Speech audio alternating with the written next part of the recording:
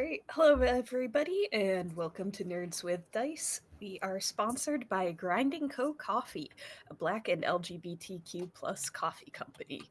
Use the link in the chat or the code GunmetalBlues to get 10% off.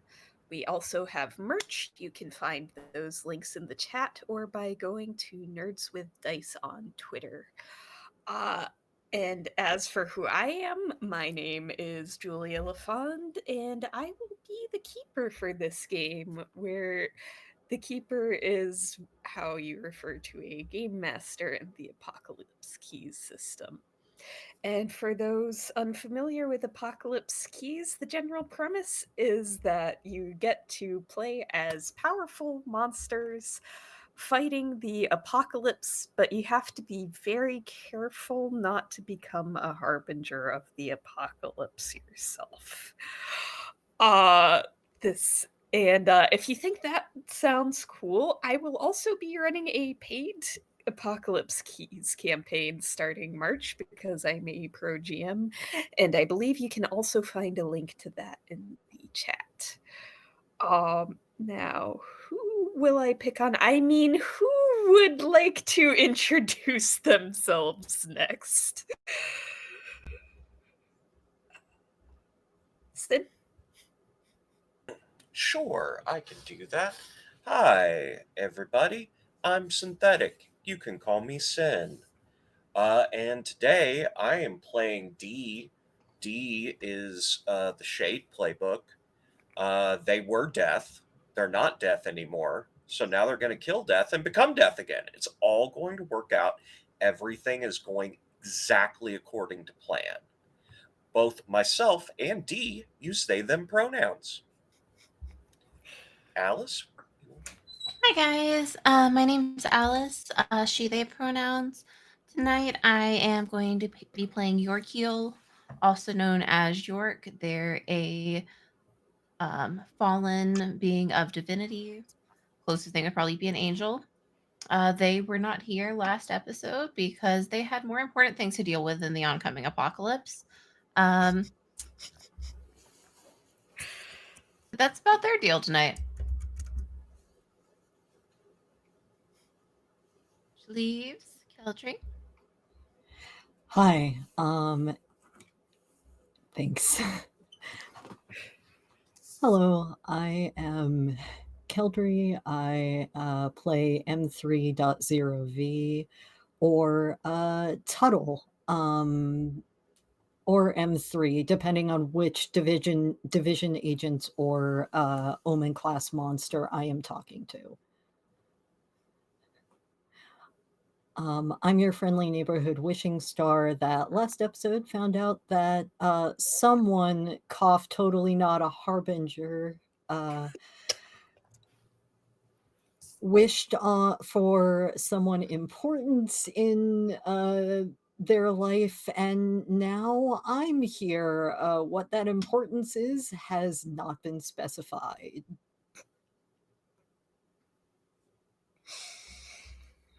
Well then, glad you all introduced yourselves. We may have one more player who will come in later. We'll see, and we can do an intro when or if that happens. But I do also want to be clear that Apocalypse Keys is a horror game, so I do want to go over some safety stuff before we dive into the recap, and then some scenes with a certain player who took a ruin advance between sessions. Tonight we will be running the module, the Parasitic Library, a pre-made module that was included with the first Apocalypse Keys compendium thing. Anyway, so the content warnings for the Parasitic Library are memory loss. Our previous sessions were based on the pre-made module The First Door. The content warnings for that were body horror, cruel experimentation, cult behavior, and evidence of mental illness from trauma. So since we are playing this as a with narrative continuity from that, some of those topics may come up during this and the next session. We also, as a group, went over some do's and don'ts when it comes to safety.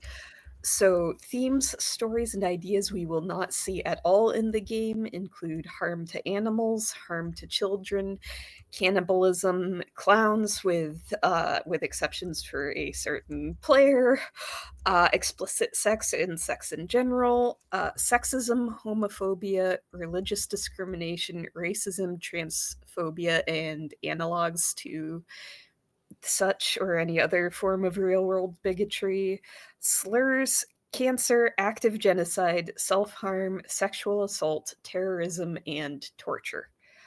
And I would like to check in with my players. Do we need to add anything either in general or specifically for tonight? I think I'm good. Oh, okay. I'm Cool. all set. Excellent. And then in the yellow category, we have what themes, stories, and ideas do we want to see less of? Like I said, we did discuss this as a group, so some of these are things that may be backstory only, not an active session, or things where like it can come up with the session but not described in detail. And there are a couple things that are specific to certain players.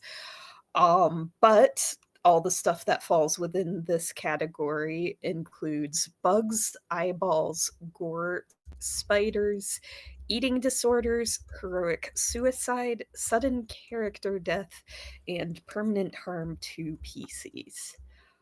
And I do again want to check in with everyone. Is there anything that we should add to this category, either in general or for tonight? No. I'm all set. Again, thumbs up, two thumbs up. All right. And then one last thing to check in on is the green category. What themes, stories, and ideas are we excited to explore in this game? I know in the past some things we've been excited to explore include deepening personal bonds, getting more into characters, body horror, and chances for ruin and mayhem. Yeah, Sin may have advanced that last one. And I do want to touch base. Anything we want to add to the list, modify or otherwise answer that question? Oh, I'm good. good. All Both set. ancient and unknowable. Alrighty.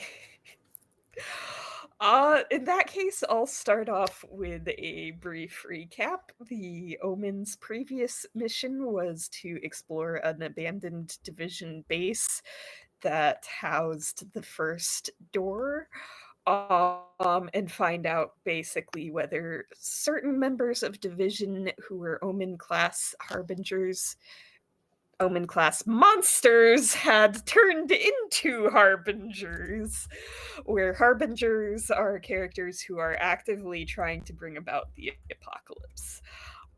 There was a lot of exploration and a lot of drama, and along the way, our team of Omen class monsters discovered that this division base was dedicated to experimenting on harbingers and monsters to try to learn how to better fight harbingers and stop the apocalypse. And turned out this was not the last experiment division would run. They were also running an experiment designed to try to increase the power of monsters who did not meet the Omen class threshold so that they could become field agents. One of these people was Mr. Knock, who was actually a fusion of two people, a girl named Bella, who was an adult upon joining up with the Vision. I just want to be very clear, there has been confusion in the past. Mr. Knock is an adult, Bella is adult. Michael is also an adult. Michael was the monster under Bella's bed, and then they fused into Mr. Knock. Anyway, so turns out that the experiments did in fact increase Mr. Knock's power level, but also unfortunately was and Mr. Knock was marked for death. May have been because of Dee's intervention, potentially. Time is weird like that. Who knows? Anyway, so yes, Bella turned out to be the Harbinger after forcibly separating herself from Michael and gaining control of the Reaper's scythe, which once belonged to the Grim Reaper and was also something that Dee needed to get control of to have a chance at reclaiming their crown and becoming Death again.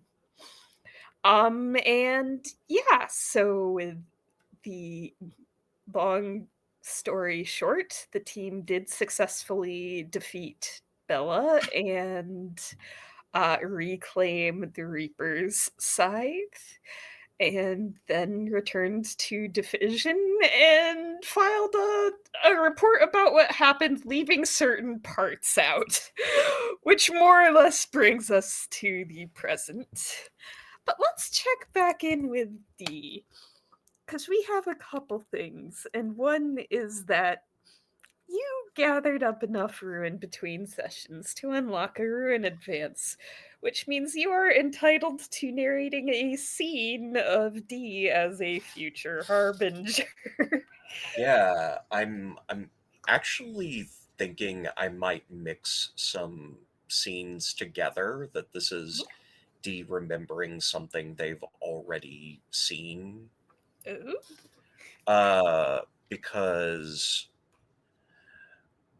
going back to the original, before like the world was created, Dee was the student of the darkness. And at that time, there would have been times where Dee would have been pushed beyond what they could do. In fact, it was a normal thing. And at that time, the darkness was not concerned with making sure that Dee was all right in those moments. The darkness did what the darkness does. And there would have been times where Dee would have lashed out during the training, and I'm imagining like tried to kill the darkness.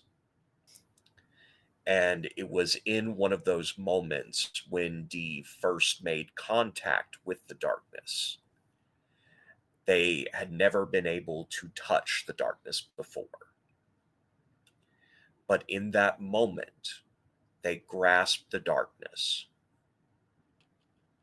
and saw a future in which the veil between living and death is completely eroded, where death becomes meaningless. And as a result, there is nothing but fear and mayhem. And that moment shocked Dee enough that the darkness got away and told Dee, that is your future if you don't listen to me. Dee doesn't know if they believe that, but it's certainly one path that they could go down. And now they're on their way to this new mission, remembering the mayhem and fear that was caused in the future when the line between death and living was evaporated. All right. And am I correct if I'm guessing that this is also the explains the reason for why your pre-session move, the Devil's Advocate, went the way it Yep. All right, yeah. One ruin and a bond with what the darkness demands. Sounds about right. I thought it was apropos. And I do want to check in. Keldry, Alice, do either of you have moves that trigger at the beginning of the session? Not yet. Yes. I have that my hands around your heart move. Which I guess if Alice is okay with it, I will specify York for this one. It says your power, yours is a power that was never meant for you alone to bear. At the start of each session, choose another PC to be your heart and share the burden of your power with. Say why you hope they will, or say why you hope they will save you from what the darkness demands. I am going to say that Tuttle fell to Earth around the same time as York-ish, maybe because that's how York's, I guess, figurative chains broke. I know you had a description for that. So Tuttle believes that York can, being able to, being kind of the social celebrity and being able to deal with people will be able to help Tuttle gain more control to be more human, because York is always confident and firm, and that's something that Tuttle admires.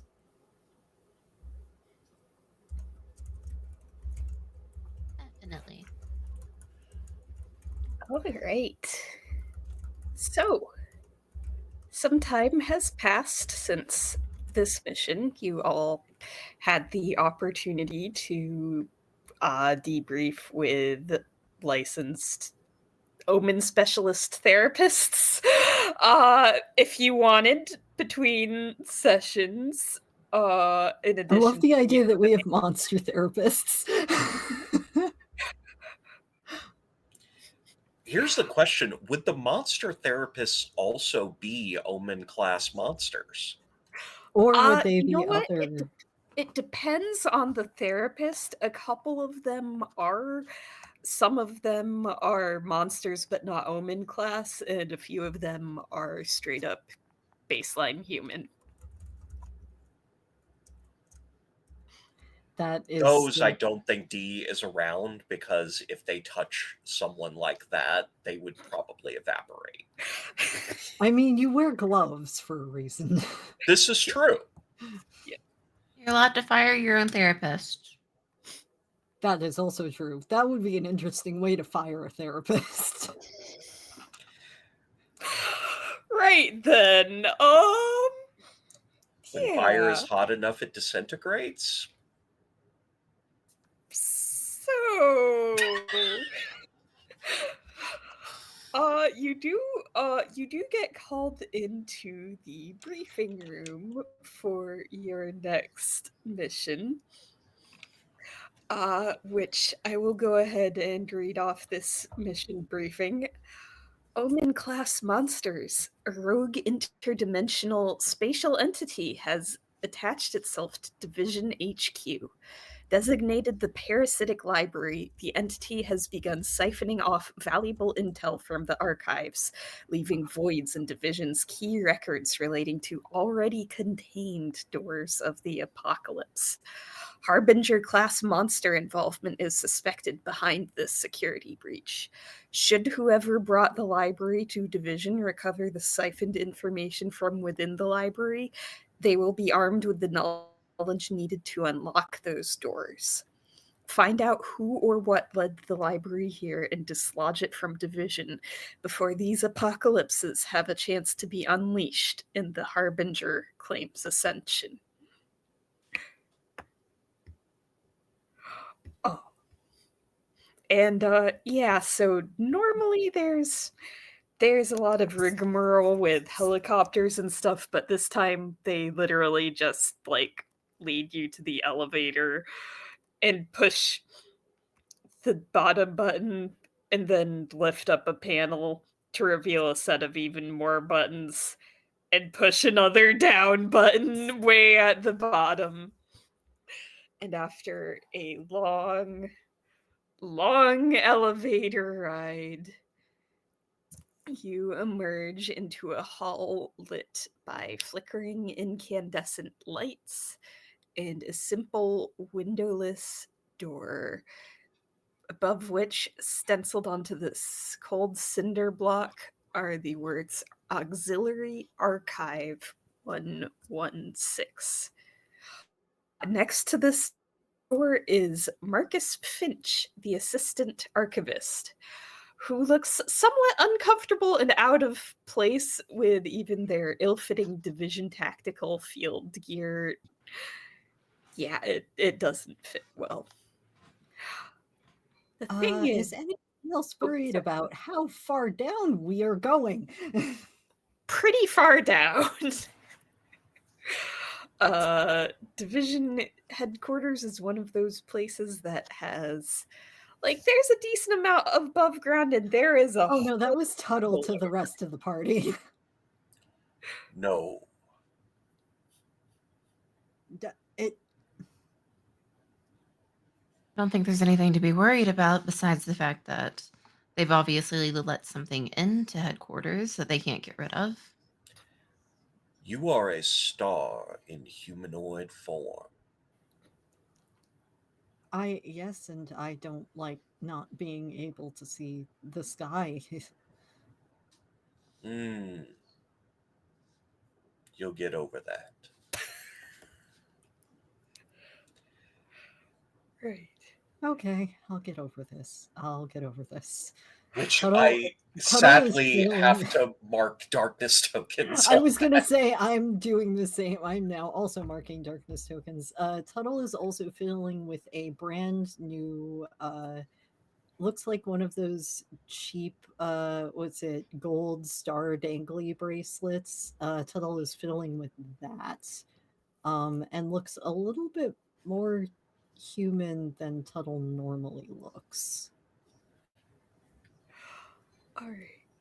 I will say, so as you're having this conversation and emerge out of the elevator, you run into Marcus Finch.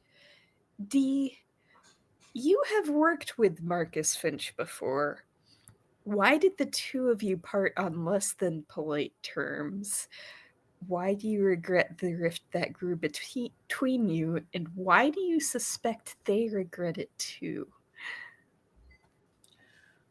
Well, the story about Marcus Finch is that Marcus was one of the few people that treated me with common courtesy when I entered Division. There was a lot of fear going around. Fair enough. But it was a moment when Marcus accidentally ran into me in a hallway where Marcus's life flashed before his eyes as he almost touched an ungloved hand. I regret that slightly because really what I felt like doing at the moment was letting the slip go and ending him as a message. However, I think that Marcus regrets it because he thought that there could have been a genuine connection. If only he knew. Okay, then. Julia, you tell me to play a monster. This is what I do. Let's no, I mean, you're good. It's just that is not quite the direction I was expecting, and I mean that like, no, that was good. Meanwhile, York, this is not Division's first encounter with the library. It was once used to secure something incredibly dangerous, with its siphonophore nature conveniently erasing all records of the mission. You were involved with that mission. Why are you the only one from that ill-fated team able to recall scant fragments about the catastrophe that happened?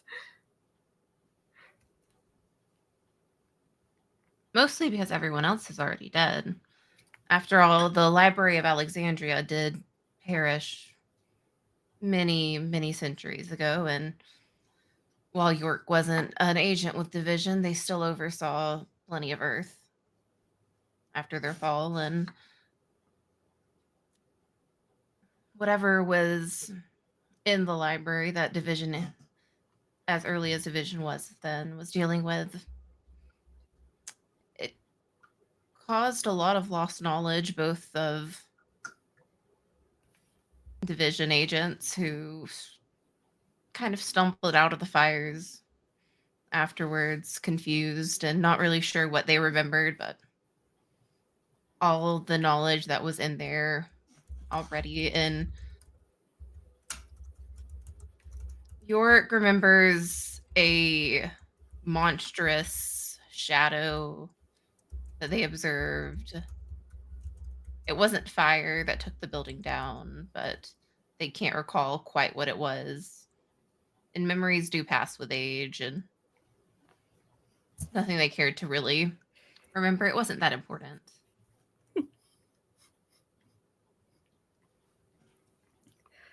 All right. Well, Marcus is going to go ahead and introduce himself to the rest of you. Marcus Finch, Assistant Archivist, and I use he, they pronouns. And he is going to offer a handshake to York and to Tuttle, and very conspicuously not to Dee. Tuttle will very happily just say M3.0V at M3. Nice to meet you, M3. And after shaking your hand, he is going to note down your names in a little notebook that they are carrying. York will look at Finch's hand and then just, no. So what actually are we dealing with right now? Is this important to call us in? Right. And he is going to adjust his bow tie that he is wearing even with his division uniform. So we were made aware of the situation when our new intern retrieved a file from an archive that no one else remembered existing. And that's when we realized the parasitic library had infiltrated. So the thing is, once the parasitic library consumes records, corresponding records and memories in people's heads of the information contained therein go away. But we have experimented, and if you can recover information from the parasitic library, it will be restored. The thing is, Division headquarters is supposed to be warded against sort of things, so we believe that a harbinger brought it here. Unfortunately, we have no memories or records of why, for some strange reason. And they are going to start wheeling a cart full of like electronics and dishes and other things with little lights and be like, so I'm going to be accompanying you to help take readings and data, and if you need me to assist in other ways, I can absolutely do that. I'm also probably the most familiar with how Division files information, at least, and apparently I have some sort of resistance to the library's effects. Also, the chief archivist was indisposed. But and they are going to kind of wait by the door, nervously looking at all of you to see if any of you are gonna open the door first. Usually it's not safe to come with us. Just I fully intend to wait as close to the exit as possible unless you need me to do otherwise. that's probably a good idea. We're not responsible for your death, so please don't try and blame us if something happens. Right.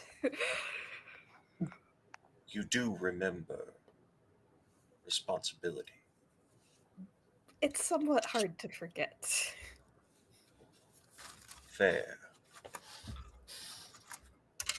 Tuttle looks confused and then is just going to open the door. All right.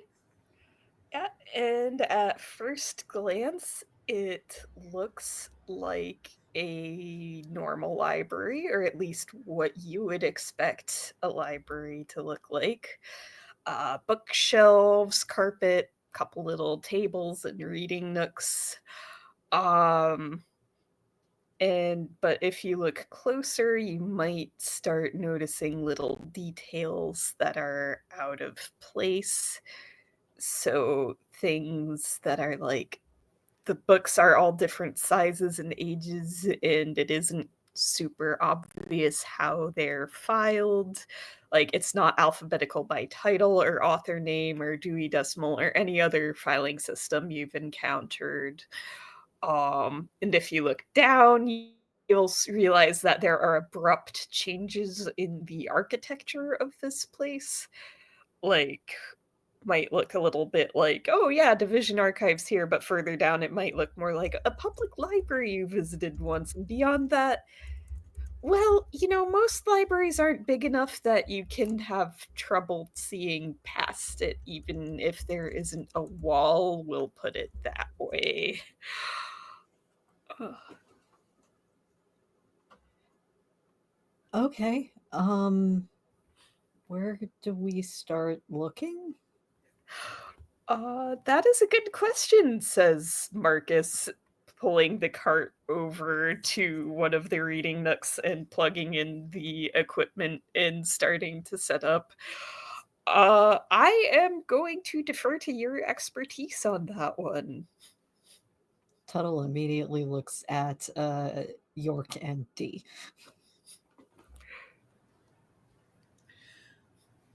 Did York say that they had been in the library before, or was that a mental thing? I don't think they would have said anything. It was just more of it crossed their mind that they had encountered it in the past. That's fair.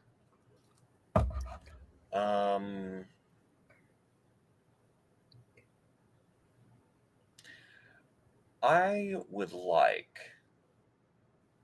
So we don't know what the file system is. Not currently. I would like to use a new toy. I have shadow magic. I would like to conjure many shadows to go forth and start to look at things to attempt to make sense of the library. Okay.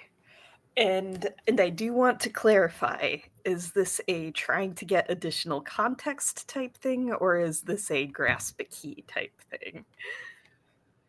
I feel like it's probably a grasp the key. Okay. Then we can go ahead and do the move and resolve what you find. While you're doing that, once Marcus got some of the thicker black cables set in and some of the dishes are like whirring around and rotating, he would go over. Oh, before I forget, we need to make sure our walkie talkies are all on the same approved division wavelength to make sure that we stay in contact.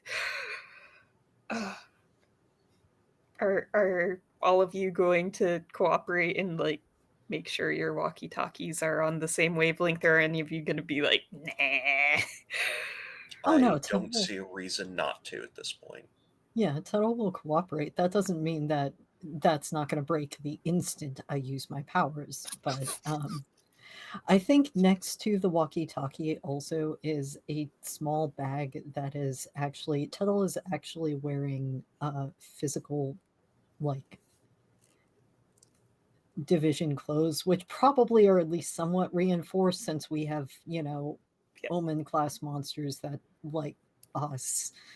And there is a little what looks like a card deck in it. Very nice. Okay. I have. Should I go ahead and make the grasp the keys roll? Yes. Okay. Let's go ahead and make the roll, and from that we can figure out what your little cute little shadows find.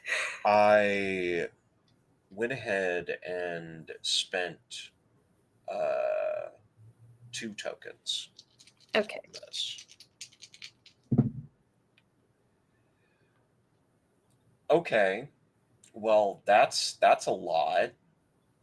My dice in real life are being slightly better than my dice on Roll20, but that's a 13. Okay. So are you going to spend bonds to try to reduce that, or is this going to be a No, no, no. disastrous? Oh, this is That's going to be a disastrous I'll success. accept Okay. this disastrous success. All right. So on an 11 plus, you uncover a key, but there's a significant complication cost or fallout, and the keeper is going to tell you what that is. So, yeah, so you are going to send these little shadows scurrying down the aisles, and you're going to realize a couple things very quickly. Not only is this place enormous, it's a labyrinth. Like, just about every time you go down a hall, it branches into 2 or 3 others, and every so often, your shadows will bump into each other again, even though they went in completely different directions, seems like. And yeah, so they are going to find a lot of shelves. Some of them are like big, old, musty things with leather tomes. Some of them are more like filing cabinets. Some of them are like hovering shoeboxes full of magazines, like pretty much anything you could imagine a record being stored in, you're going to see that. And I'm going to say you are definitely getting a lot of information. It's still not enough to figure out how things are filed here yet, though if you pass along what you did find to Marcus, they would probably be very interested. Um, but as your little shadowlings are going around, you are going to find a couple things.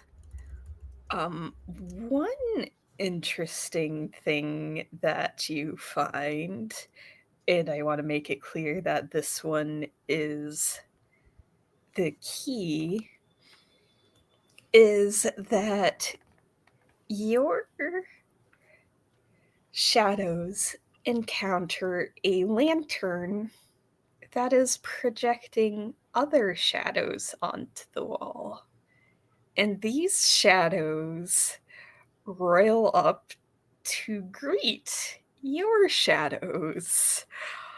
They are sentient, and on detecting their fellows, they are going to do what they were trained to do, and they are going to reveal a secret. D, what secret from your past are they reenacting?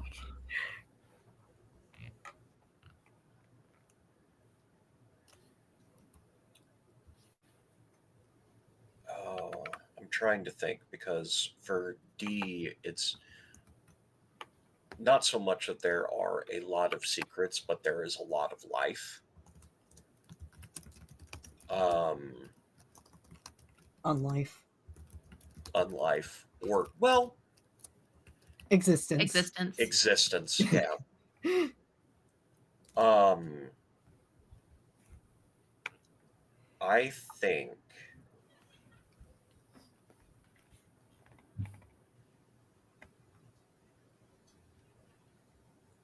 it's a secret to D that they reveal that uh, D has been here before. Oh. But D does not remember. Okay. Yeah.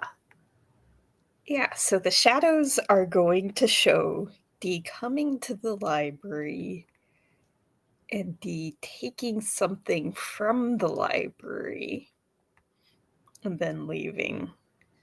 But Dee does not remember coming here, why they came here, or what they took from the library. Now, for the complication, yeah, so your shadows are going all around in different directions, and one of them happens upon a stool that was stacked high with like encyclopedias and dictionaries and was very unstable. And this little shadow bumps against it and sends it toppling over with a resounding crash. And then all at once, someone is standing in front of you holding your little shadow by the scruff of its neck. Um and this person, let me go ahead and post the illustration in the Discord chat since trying to do this with Roll20 did not go so well last time I tried. Or just describe it. It's cool. Oh yeah, I am going to also describe it. I just want to post the picture so you can look at the picture if you want. But this person currently resembles a human, white, kind of square glasses, short black hair, tweed suit. And they also smell like old books. And they are going to walk up and say, first of all, visitor, you need to keep better control of your companions. Otherwise, I will have to ask you to leave the library. And then they are going to release the shadow gently onto the ground and turn to everyone else. As for you, hello and welcome to the library. I do love visitors. Shame they tend not to last long. Oh, wow. I can feel unspoken words vibrating around you like a beehive.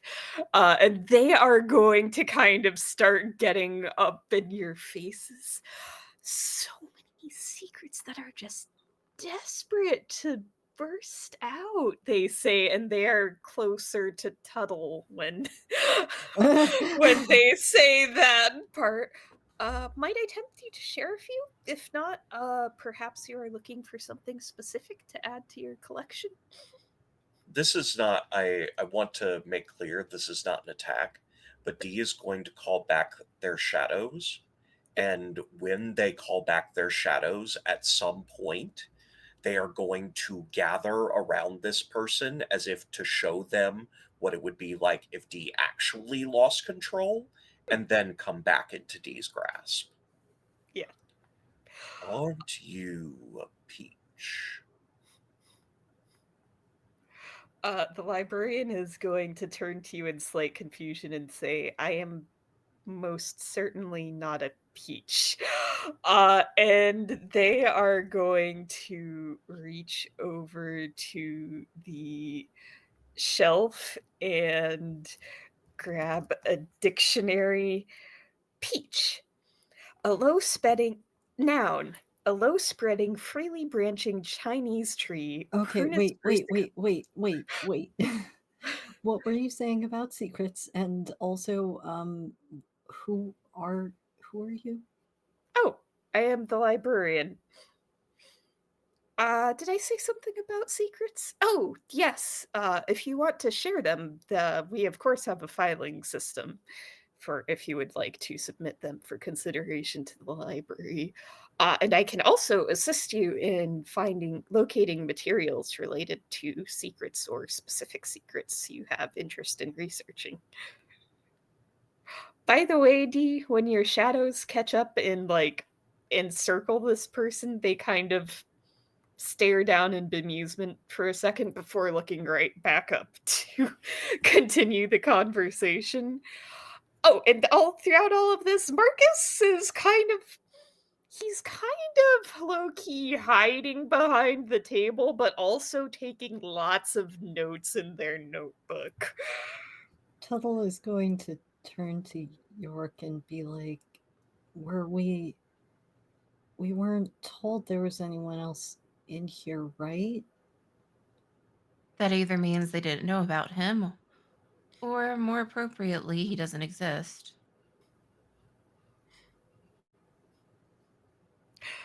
Um, the librarian is going to adjust their glasses and say, "Well, I certainly haven't heard of any library without a librarian. Perhaps they thought it was self evident."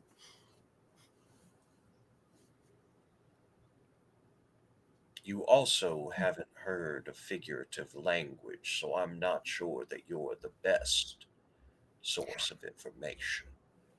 I am entirely aware of figurative language.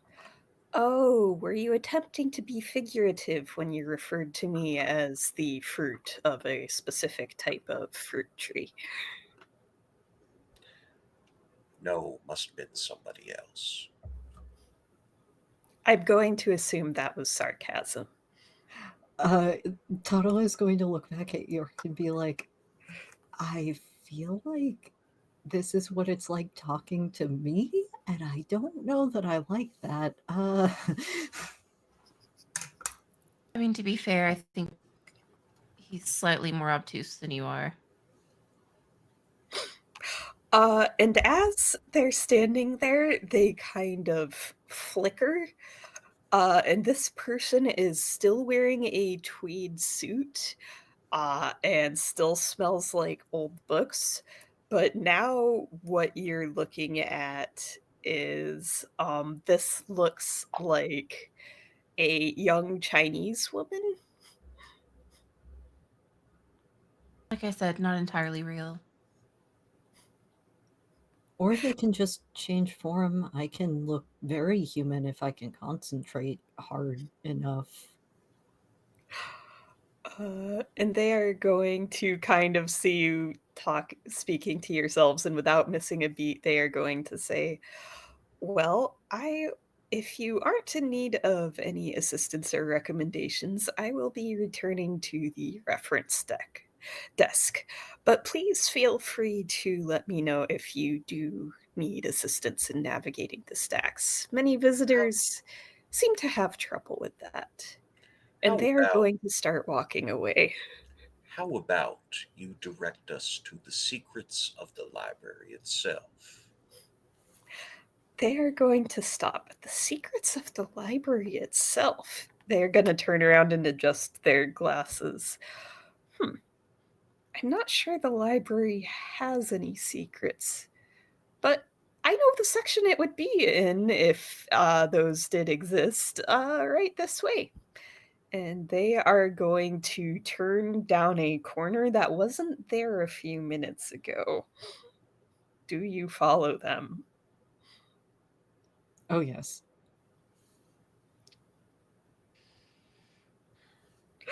Going to look back at York and just give the living shrug emoji. They're walking themselves right into a trap.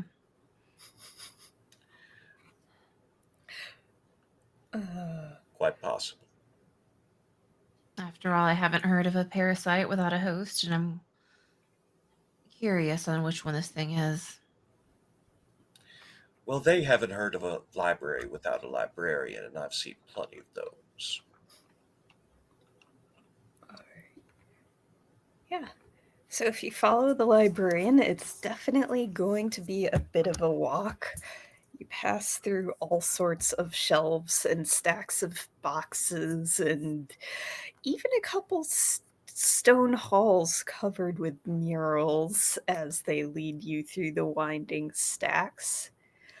And as you go, you begin to notice subtle signs of habitation.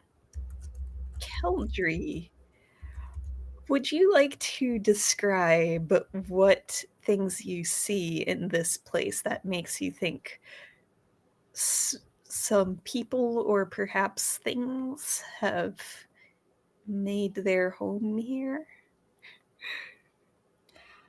The only thing I can think of right now is like the little borrowers' houses made of a bunch of like little, because they're very small, made up of a bunch of discarded, like, I guess it would be discarded, probably bookbinding supplies, and like maybe some sewing things and thimbles and needles and just like book pages that have been made into little paper mache houses, things like that kind of thing. All right. Yeah. Yeah.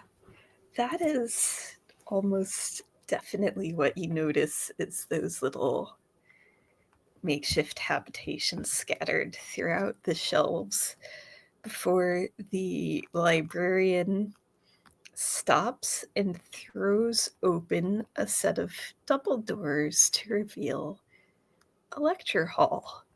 It's a large circular room filled with tiered seating, and the warm wood paneling. There's warm wood paneling, and on the ceiling are depictions of constellations that not even Tuttle knows. And it's a little strange, but if you listen closely, it's almost like somebody is whispering.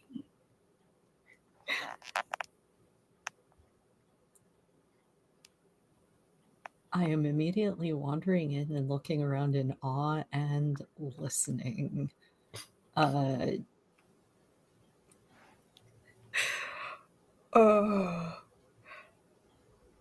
Because right. I want to figure out what these are. I feel like I should, if it's something on this side of the universe, I feel like I probably should know it.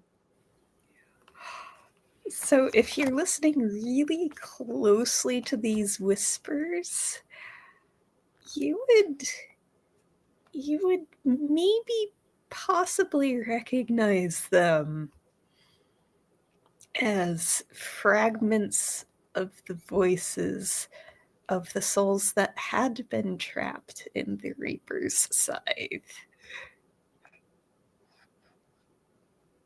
Those shouldn't be here. Hmm. What are York and Dee doing?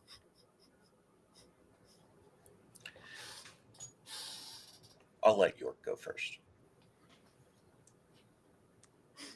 York is keeping one eye on M3 and the other eye on the librarian. Trying to just keep them both in sight because otherwise you said the room is empty, right? Yep. Doesn't seem to be anyone but all of you in here, and the librarian would basically gesture toward a couple shelves of lecture materials that are on either side of the podium at the front of the lecture hall. Perhaps these might be to your interest.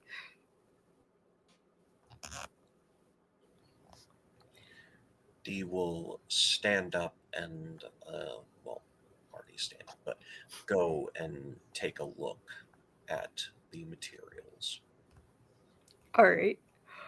Off with an offhand inspection, you would see that there is a lot here about library science, about librarians through history.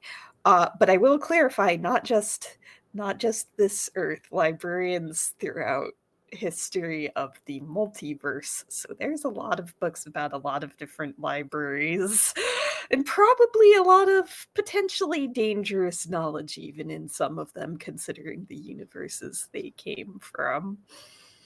There is also one that says something about filing system of this library, but it's got a tag on it that says crap. What's that formal term for like, yeah, we used to use these guidelines, but we don't use this set anymore. The only thing. Outmoded, not redacted. It's Retired? sure, we can go with that. I think outdated might also. Yeah, it's driving me nuts because there is a very specific word I am trying to think of, but outdated is basically what it's saying. And then it also looks like there are some potentially related, potentially unrelated books mixed in. There are some about code breaking and cryptanalysis. There are a couple about astronomy, again, in a couple different universes. If you poked around, might be able to find some where the constellations are from. And then there also seems to be one that is a bundle of division expense reports. Dee, York, there's those whispers. They're from York. Where did you go last time? You know what? No, I shouldn't be asking this right now. We're on a mission. Those whispers. They're from the souls from the scythe. Except those should have been. I thought Hermes took care of them. There were a bunch of souls trapped in the scythe that was temporarily the door last time on the other mission. I can hear those. Do we also hear the whispers? Oh, if you are paying attention, you also hear the whispers. Dee, are you going to try and pay attention to them? Sure. Yeah, if you pay attention to what they're saying, and you would recognize, yeah, these are the voices of those people, but these are echoes. Like, the souls aren't here. The souls have passed on. But apparently, echoes of snatches of the things they said in life persist. Echoes. Hermes did take the souls. But they live on as fragments. I mean, technically, libraries of all sorts are supposed to keep records, so imagine this is just one more. I feel like we're walking in circles. There's gotta be. I think I have an idea. I would like to open the first corridor of doors. Oh! Oh, that move. I would like to call on the door of the Spider Lord of webs and cunning, of patience and guile. Well, that is certainly seems like a good option here. Let me... I will also mark to ruin so that there's not any question of who's in charge. All right. So, with Tyrion, whatever is behind the door acknowledges your power and control and sees you for the fearsome harbinger you will become. They will obey your commands for a time before returning to the corridor of doors. Basically, what I'm hoping for is for this to create a web that will allow me to traverse it as if the library was my web. Okay, I think we can work with this.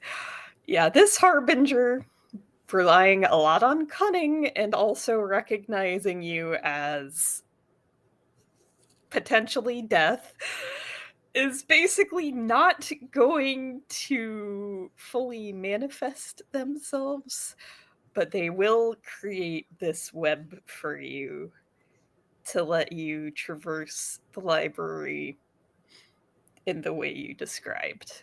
Okay. We should be able to move where we want to go from here. Since I've provided the means of transportation, would either of you like to provide the first inquiry?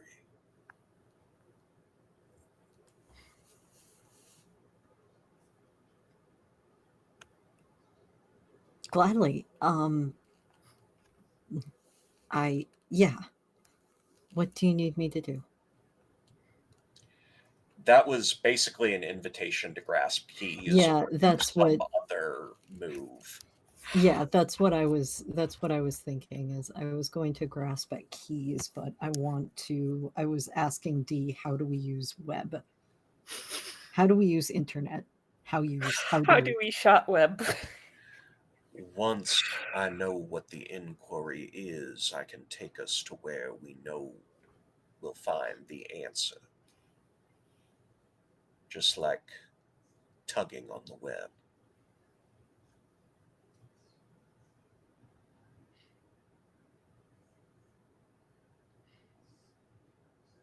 We need to figure out which harbinger is doing this, right? And also we need to find a way to dislodge the library from Division, if I'm remembering the briefing correctly.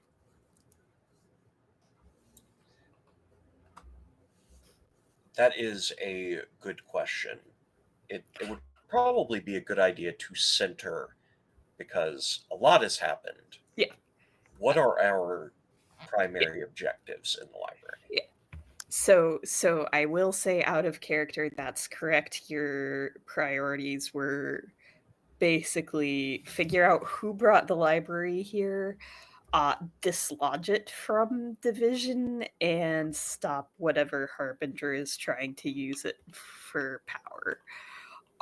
So that roughly corresponds to the facets on your mystery map in Roll20, which I thought, yeah, that should be the landing page we are on in Roll20. Okay. Yeah, and I will say, though, that if was Tuttle asking that in character or out of character? In character. Okay, yeah, the librarian's head is going to snap around, and they're going to kind of shift again. And they're going to be looking less human this time. Maybe a little more like an anthropomorphic crocodile. And they're going to ask, I'm sorry, what was that you just said? If no one stops them, Tuttle is going I to don't repeat that believe it word for was word. any of your concern. They are going to look at you, and they are not going to say or do anything else, but definitely seem like they might be a little more suspicious than they were before. Which is fair. If there's one thing I've never said about D, it's that they look trustworthy. I trust you. It's fine. That hurt. Okay. So what was the question that I forgot? Maybe we should go with how do we is there a harbinger using this library? D things other than me, other than me, other than me, other than I mean, technically, you're not a harbinger No. yet. True. Time is soup, though. I mean, Tuttle is also going, not me. So that is the question. Is there a Okay. harbinger using the library? All right. And let me. Would I be roll grasp of keys then? I believe you are still the one who rolls grasp keys. Okay. So, since you are the one rolling grasp the keys, would you like my expertise? Yes, I would. I think that's what the asking about the web is Ah, asking for your expertise. very good. I will tell you what happens in addition on your roll. All right, I'm going to use. Let's do 2 darkness tokens. That's not how I do this. I keep forgetting how to do this on the sheet. There we go. Okay, so Perfect hit. in addition to your normal, any PC may add or change a detail of the key the keeper offers. Cool. And you were very specifically looking for a hint as to the harbinger. Yeah.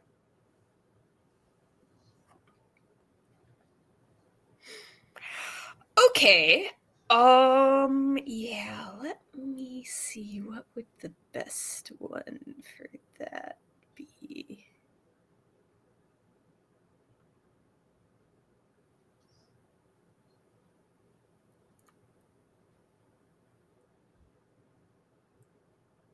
Oh, that one is so tempting, but I don't think. Okay. Okay.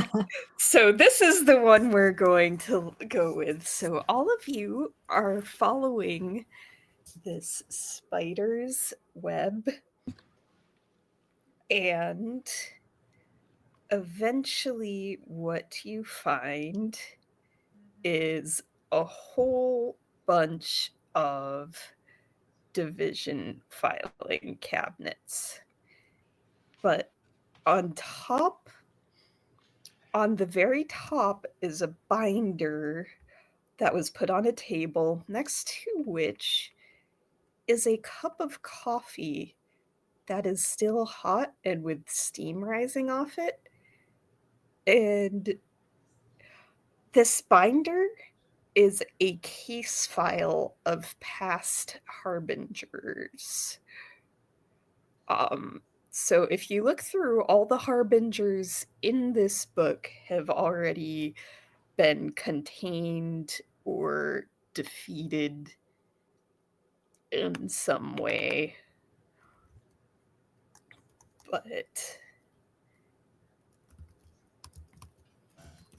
sorry, I'm trying to type and talk at the same time. Hey, that's difficult to do. It is. Yeah, so this file that was left on a table next to a cup of still hot coffee has defeated harbingers.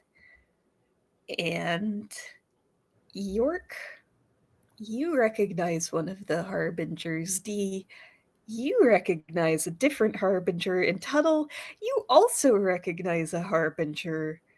because each of you has personally defeated or killed at least one harbinger in this file.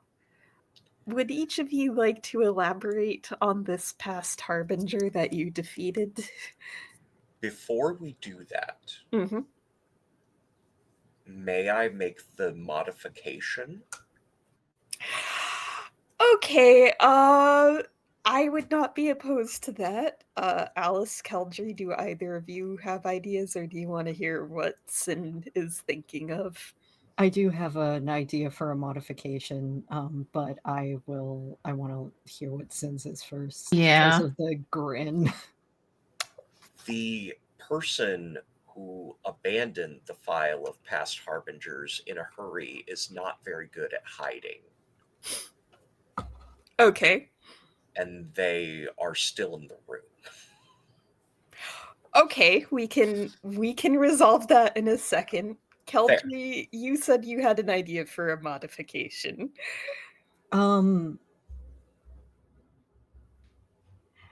Actually, I'm going to I want to message you something.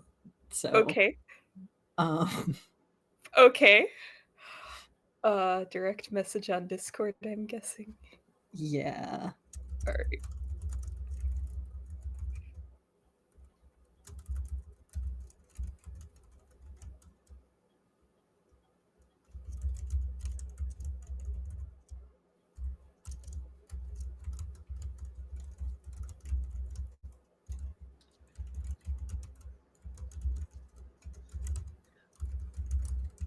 I don't know if York or D have ideas on their harbingers. I will get one, I swear. I was going to suggest the modification that as everyone was staring at these pages, they just kind of like smear out of his existence to a blank page, and we can't remember what harbingers defeated. Oh. And that does not what that could entail. Who knows? I like that one. All right. With what I sent Julia, though, can I possibly get a glimpse of mine? Yeah. So for just a second, you get a glimpse of somebody who looks an awful lot like the woman who introduced herself as Sarah. Since then, you have probably exchanged a couple letters, and each time she's asked to be called a different name. But for that one, it says contained.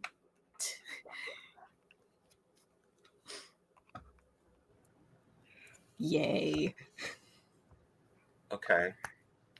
And then the pages are unreadable? Yeah. I would like to send my shadows to find whoever was here. Yeah. Okay. You know what? You can send out your shadows. And okay, so out of character, I do want to do a quick check in here because because of the game mechanics, usually you don't know who the harbinger is before making the Unlocking Doom store roll, unless you say irrevocable truth, so and so is the harbinger. So I do want to check base here. I have a couple ideas for ways this could go. Would you be okay with this being a character who may or may not be the actual harbinger behind that? As opposed to like, oh yeah, no, this person is totally the harbinger. I'm fine with that. Also, alternatively, if you want to make me roll Death Walk Tier, I mean, I don't think this is something you would need to roll for just offhand based on what we have set up. That's fair. I like the idea of keeping it a mystery for a bit longer. Yeah, harbingers can have minions too. Yeah, right, harbingers can be so- friends. Harbingers can have friends too. Harbingers are people too. Who knows what's lost in the library? I have friends, so Actually, also, it occurs to me that your query may have been okay. I think I have just thought of the funniest possible outcome for this. And by funniest, I mean I certainly think it would be funny to do this. And I will also say, we did go over the safety stuff, so I am also thinking of introducing a minor. They're not going to die, they're not going to suffer serious harm. Please also cooperate with me to make sure that doesn't. Yeah. Anyway, so that said, D, what your shadows end up catching up with is a young girl who, upon seeing your shadows, is going to pop out from behind a bookcase and indignantly say, "Jeez, Michael, don't sneak up on me like that. You scared me half to death." Oh. Does this look like the young Bella that I saw This on looks the like footage? young Bella. This looks like, oh boy. You know what? And also, looking at the clock, I feel like this is a good time to take a quick break. fair enough. Okay, we will be back in 10-ish minutes And 15. to meet NPC we met sort of. Okay, Sort of. goodbye.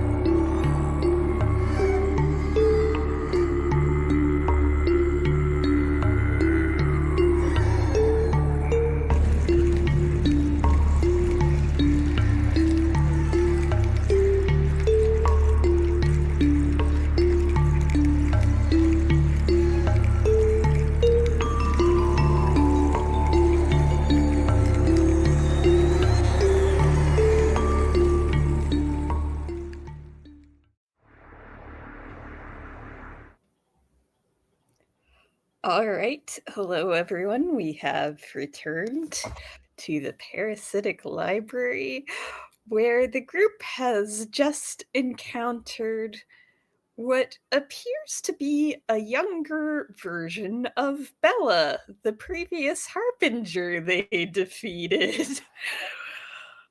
Dee, you are the one who caught up to Bella with your shadow magic. I imagine that when the shadows see that it is a little girl, it would be like one of them would offer their hand to Bella, like walking her across the street to walk her back out. Oh yeah, no, she is absolutely gonna take it because she thinks for right now she thinks this is Michael.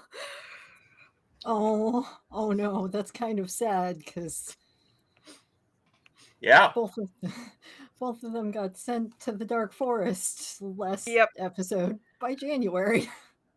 yep. As adults, but As As they adults, adults, they went to the Shadow Realm, yes. their they went adult to the shadow. versions. You found a child. Good job. Apparently.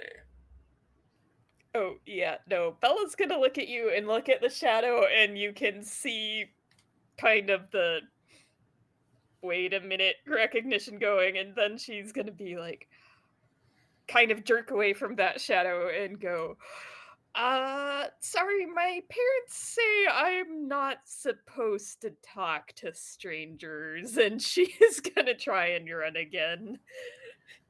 You might not want to do that. Why not?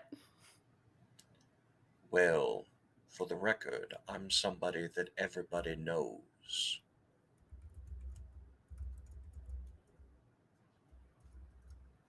Yeah, but I've If never you're met you, interested. so you're a stranger. Have you never met me? Have you never lost a family member? She is going to look you up and down and think for a minute and go, oh, wait a minute. Are you that guy from the funeral home?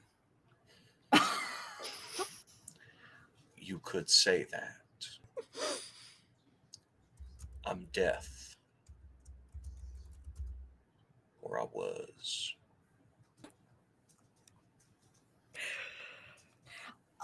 Yeah, I- so if you're trying to persuade her not to run away. And it's not your time. Mm. Trust me. I was there. We'll be there. D, that's not comforting. One of them.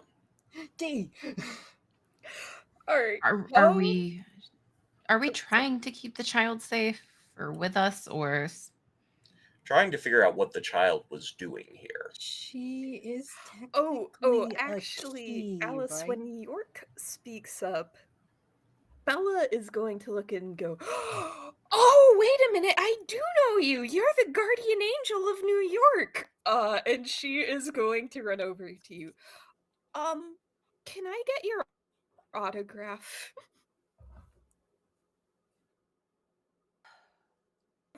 York just bends down to her level and stares up at D.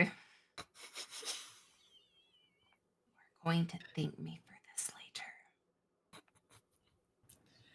D is all smiles and, all teeth because D has no lips. And York just like plasters on this very beatific, benevolent smile and child, right now I think we're just a little more concerned for you than granting you an autograph. I will happily do so when we finish up, but right now we need to get you safe.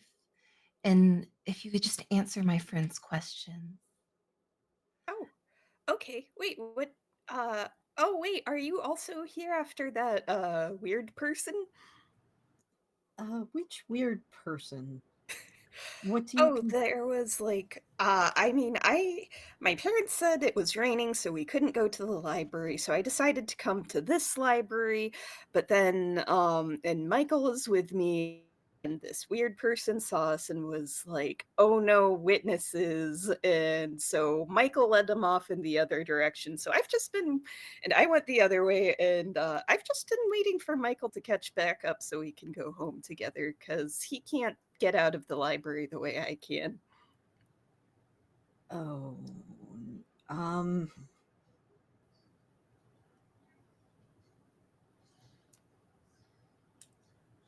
I think this might be an instance where I would like to use Death Walked here Okay. because I want to find out where this Michael is. Hmm. I was actually going to ask doing something similar with cosmic energies, since we know that Tuttle rewrites reality on accident. I want to try to shuffle through reality on purpose to figure out what reality this Michael and this Bella are supposed to be. All right. So between the two of you, which of you would like to try to use your powers to figure this out? Is there an aid type action? Not rules as written that I'm aware of. Okay, I think some of your abilities allow you to aid, but that's Yeah. that's fair. Well, I know Death Walked here would be using just that ability. Right. What would it be if Tuttle wanted to? All right. Tuttle, so if you wanted to rewrite reality on purpose, that would probably be powered through darkness, but I I could was also see an argument for unleash the dark. so Unless you had what I was thinking was unleash the dark, because Tuttle isn't just trying to rewrite. Tuttle is trying to sift through the reality of the library and force it to Oh. be something that Tuttle can comprehend. So I think that counts as unleash the dark. Okay, yeah, we could do it that way, definitely.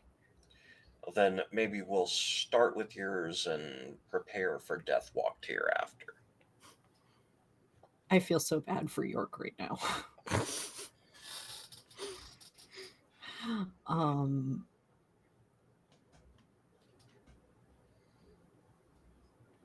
why is finding the thing to roll so difficult? This one would be under basic moves. Let me see.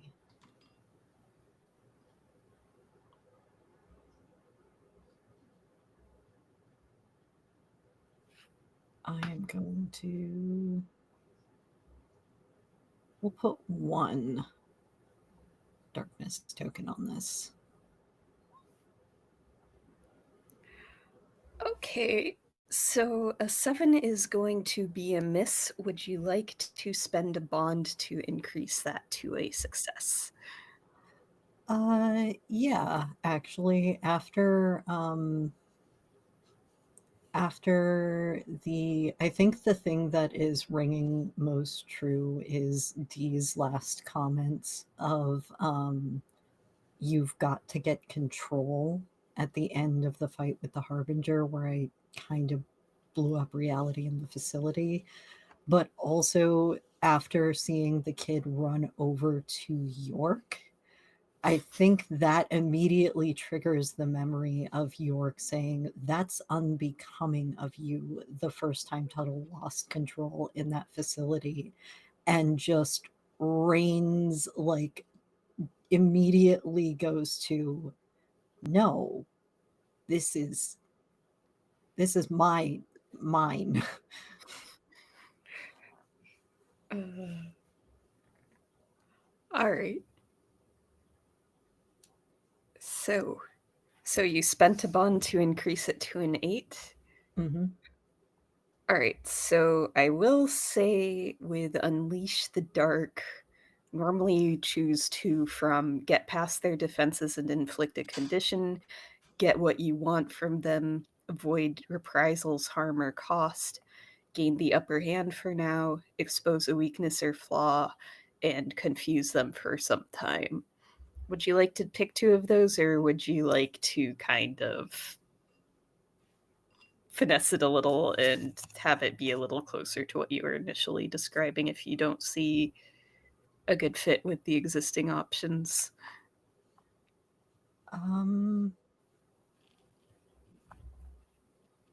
There are lots of little shadows in this place. I kind of like the idea of expose a weakness, harm, or flaw, but in the sense of it's exposing a weakness of the library Right. that like Dee and York can see the reality, like this specific part of reality in the library where it's like, oh, now I can see all these little like threads and little like lights, and I imagine it's sort of like a bunch of little fireflies in a field, except they're going in, I guess, whichever direction we need to go. Okay. Yeah. And then would the other option kind of be get what you want for Yeah, get what you want, avoid reprisals, and harm, or expose it? costs. Oh, Or okay. Yeah. That, get what you want. that Yeah. works. Yeah. All right. In that case, yeah, you can see sort of that cloud of fireflies leading you along. And there's going to be some twists and turns before they lead you to bookcase, bookcase, bookcase right in front of you. But I'm assuming you brought Bella with you. Yeah, but from between the books on that bookcase is going to emerge a big looming shadow that is going to go and hover behind Bella protectively. She's gonna look up and say, "There you are. Did you manage to lose that weird person?" Michael's gonna nod.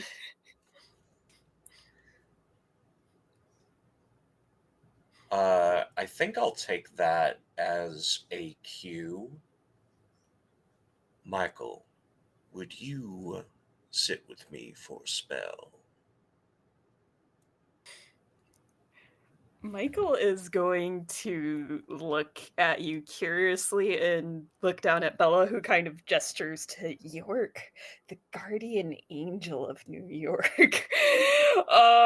And then Michael will kind of drift closer to Dee, more curious and a lot less looming.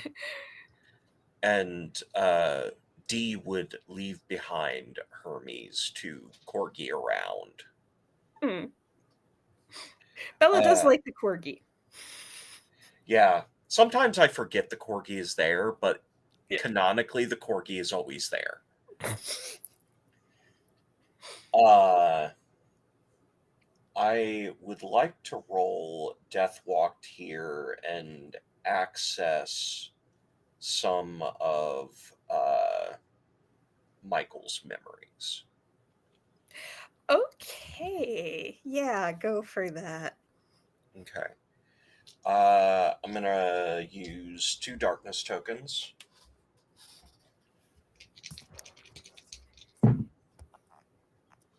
And that's an 8. Okay. So death shows you exactly what happened here. So I think in this moment that death is going to speak through Michael. Death is gonna speak through Michael. Okay. Yeah, time stops for everyone else, and suddenly Death is speaking out of Michael, who seems like Michael was trying to loom. Death looms.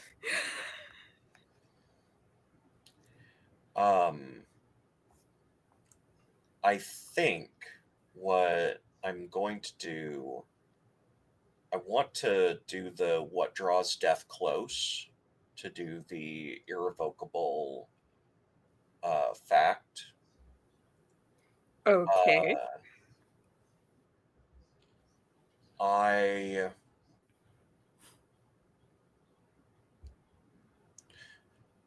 don't know why I feel like this is the right thing to do, narratively speaking, but I would like to connect the lantern that casts sentient shadows with the Harbinger. All right. And by doing that, what irrevocable truth are you declaring about the mystery? I am declaring that the Harbinger has forgotten that they are a Harbinger.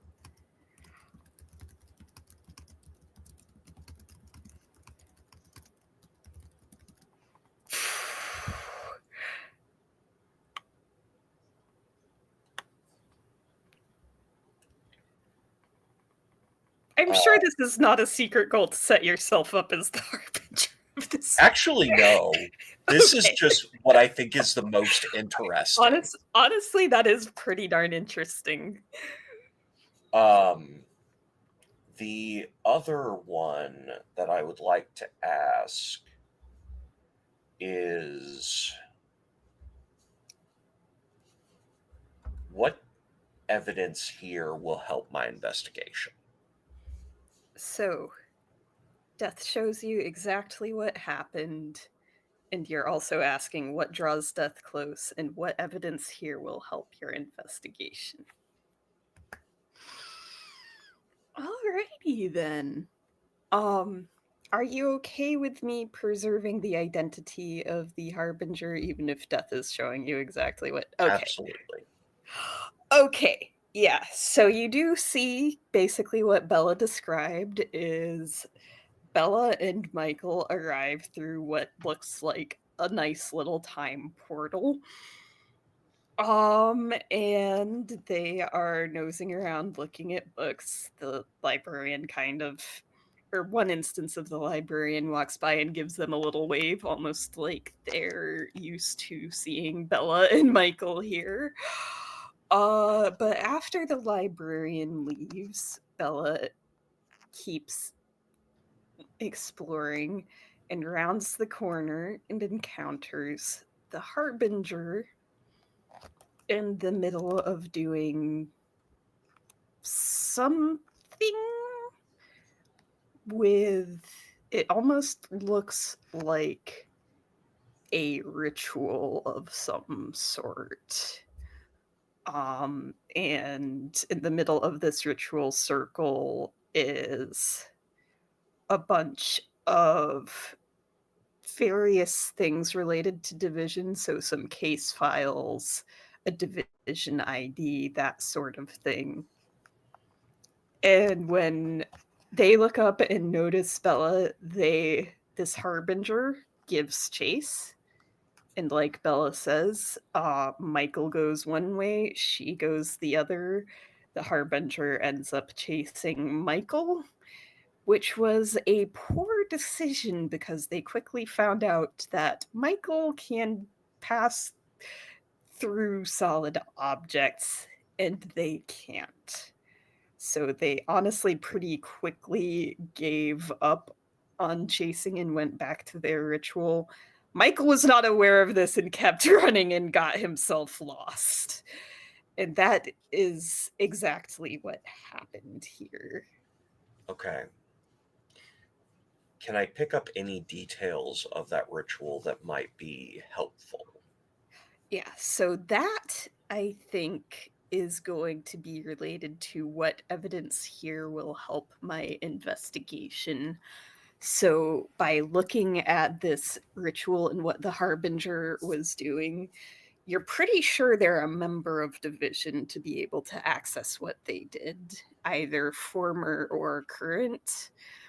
You can also tell that by using that stuff from Division, this was how they bound the library to Division and invited it in. And you would also know that that means that right now the library can't leave. Normally, it would feed on a place and move on when it's satisfied, but right now the library can't leave even after it has consumed all possible information about Division. And that is not going to end well for the library. Okay. Is Dee relaying this to us? Yes. Or presumably after the time stop ends.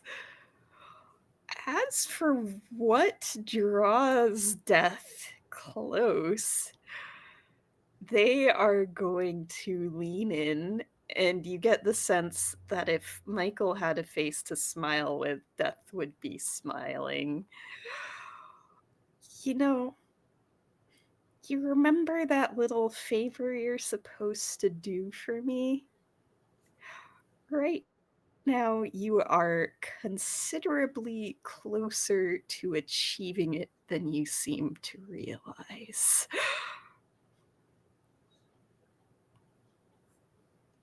I see. And what is it you want me to do? So just as a reminder, the favor was tracking down the missing Grim Reaper. Ah, yes. Okay.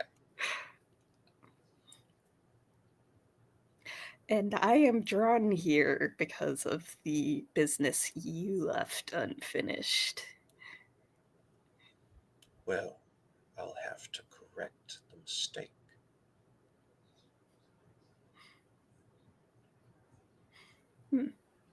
See that you do, because if you leave this library without fixing your mistake, I might just have to take my payment in the other form we discussed. Any preferences on which of the people close to you whose lives I should take in place of the one you spared? It won't be necessary. And then Death is gone, and Michael is there, and time has started up again. And Bella's gonna look at you suspiciously. What did you do? I just read Michael's mind, so to speak. You can That read minds wasn't too. mind reading. Close enough for this. And she's gonna like kind of wave Michael, and they're gonna go, Michael, are you okay? Okay, he didn't do anything to you? Okay. Okay. And then she's gonna wander back. So is it okay if I take him home now? Or like, do you still need us? I will look to York to see if there's anything that they want to get as far as information.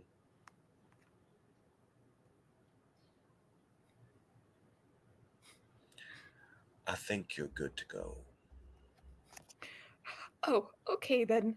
And she is gonna Do you- reach out without even looking and grab a kid's book off the shelf. And then pull up another little time portal and hop through it with her version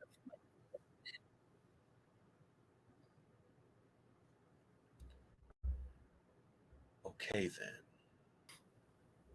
Yep. As God, I per hate children. the minor was not harmed. She is home safe. It York, seems I that, hate Tuttle, children. you are not the only one with reality bending powers.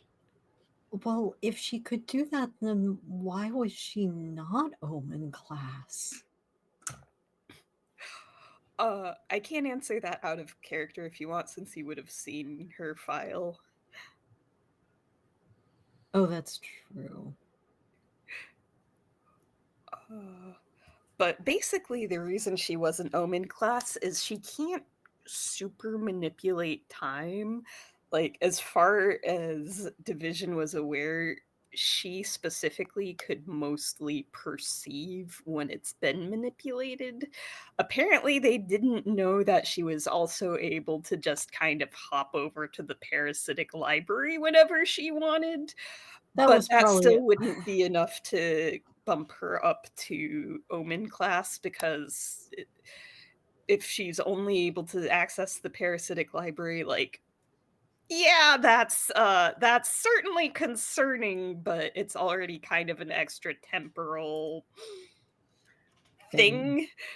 So there are other monsters who could do that, and it's not like she can time travel or rewrite reality or anything else that would in itself cause massive collateral damage.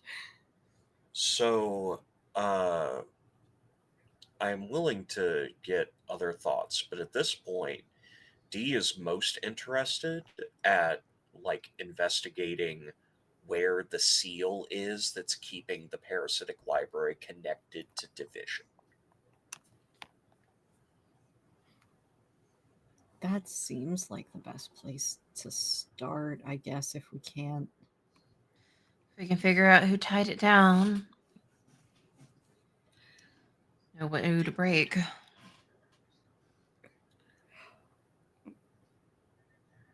Method first, and then from there, there's more we can garner, I'm sure. I will say your little spider web is still active, so you can just go to this ritual circle you saw if you want. That's kind of what I was thinking.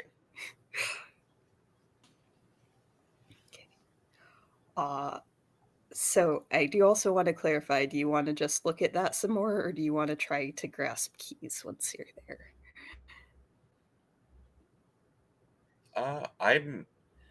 I am willing to let someone else grasp at keys because I can't offer a theory if I grasp at keys.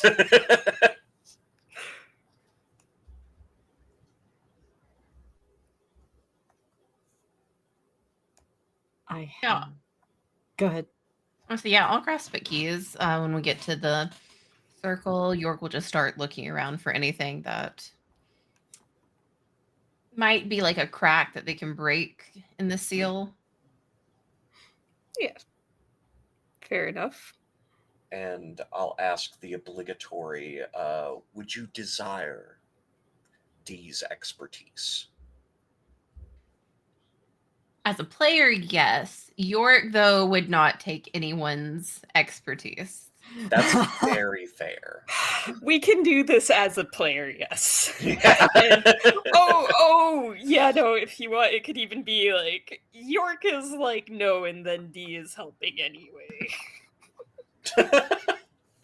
Would D be the one to butt in, though, on other people? Very gently in the case of York. I mean, I could definitely take it, but it will be York is looking around and gets very frustrated with you. While they're doing that, I also want to grasp at keys because I have an idea, but go first because Okay. that will affect. And then All right. I'm just going to use one darkness token. Okay.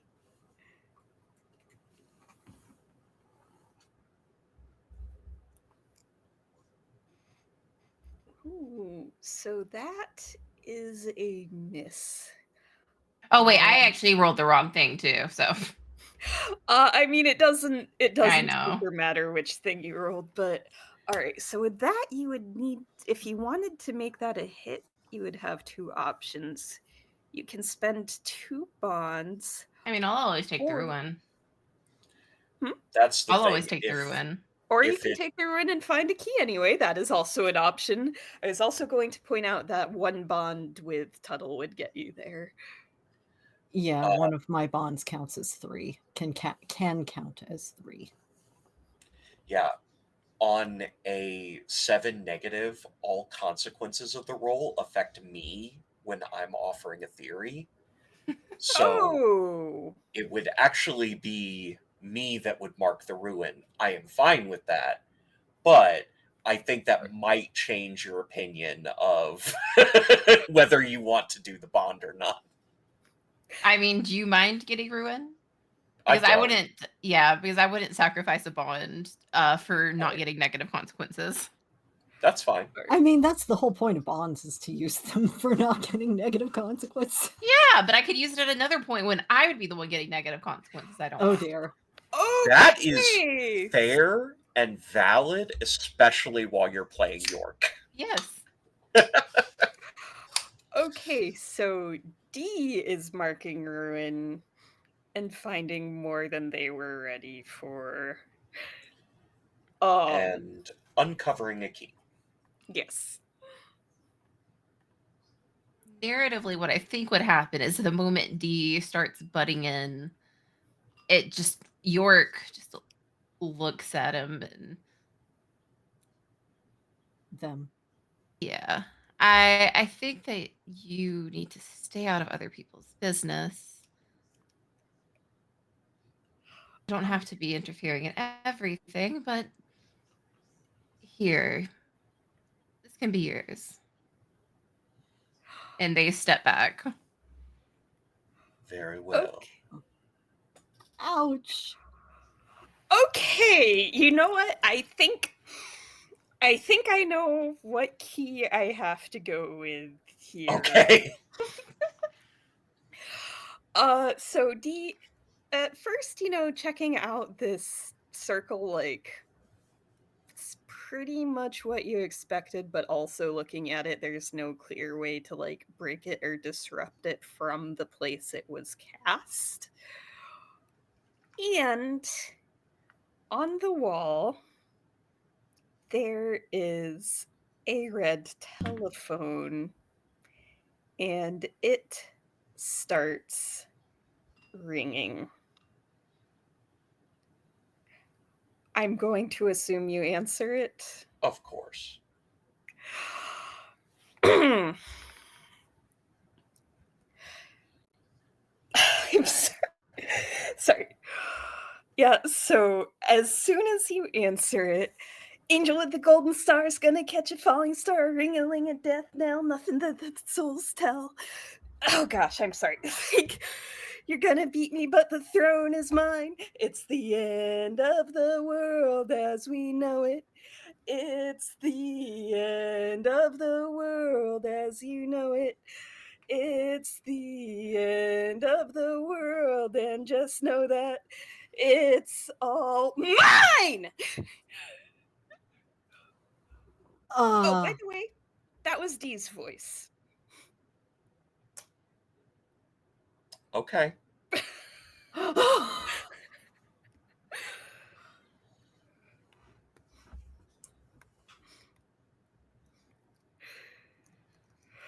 Okay, so the I'm key is waiting for the description of that.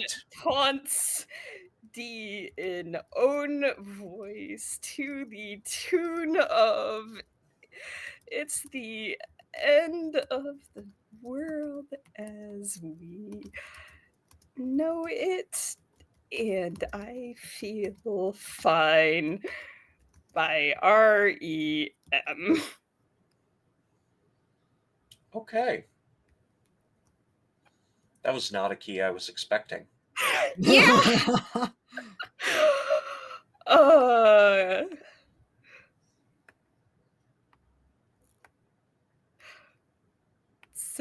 uh yeah. I'm gonna let you draw what conclusions you will on that one for what that means about your future as a harbinger. Okay. Well, that Uh, was less than helpful. Maybe you shouldn't butt in on people's time next time. Okay, I'm normally not the one to say this, but aren't we supposed to be working together on this? Isn't that what we've been doing? I'm not working against anyone. I, I, yeah, but that's not. Oh boy. Okay, you know what? Never mind. It seems that you might be unfamiliar with our methods.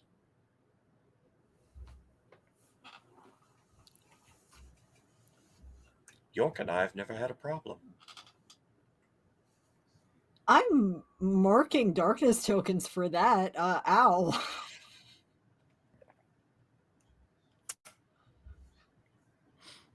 I don't know whether I should take darkness, a condition, or ruin.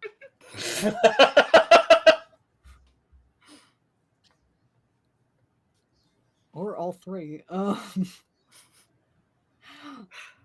think if that's the case, Tuttle is going to like, oh, okay, fine. What else do we need to do then? If that was unhelpful. Perhaps another set of eyes.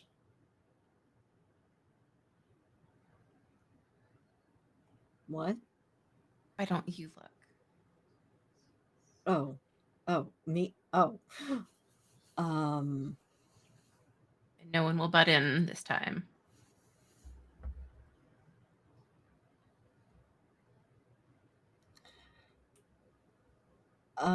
so, oh, there are two ideas that I have for this. Um,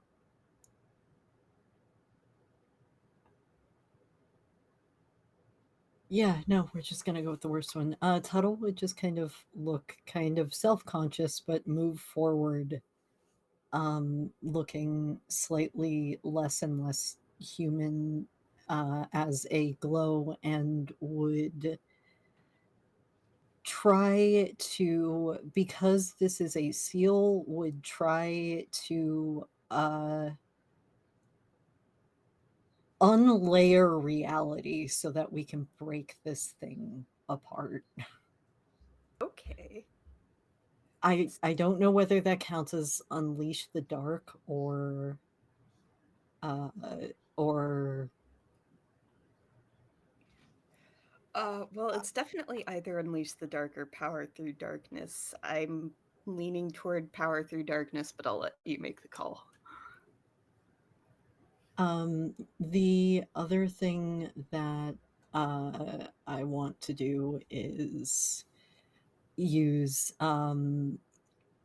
the uh the bracelet that Tuttle is wearing, and just kind of fiddle with the little star charms to kind of calm down in one hand, and just be like, okay, I can do this. We can do this, right? And I'm also going to add my dark patron to that move. Okay. So I'm going to spend 2 darkness tokens, and I will roll, I guess, power through darkness, probably. Okay. Um,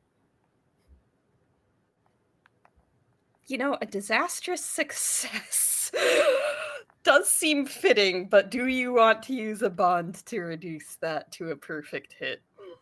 No, that's narratively way too fitting. I don't think I can do this. I could reduce that. Also, when I call on my patron, you, the keeper will describe what I must do in return.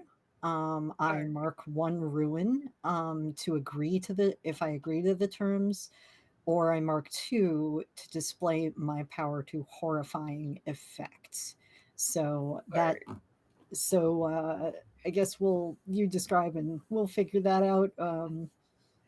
So, Sybil is going to send you a little letter saying, with a lot of encouragement and basically, "Oh, by the way, could you bring this specific book back from the parasitic library for me?"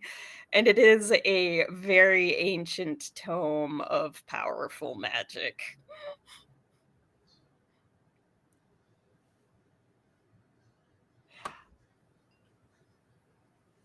I mean, oh, hmm.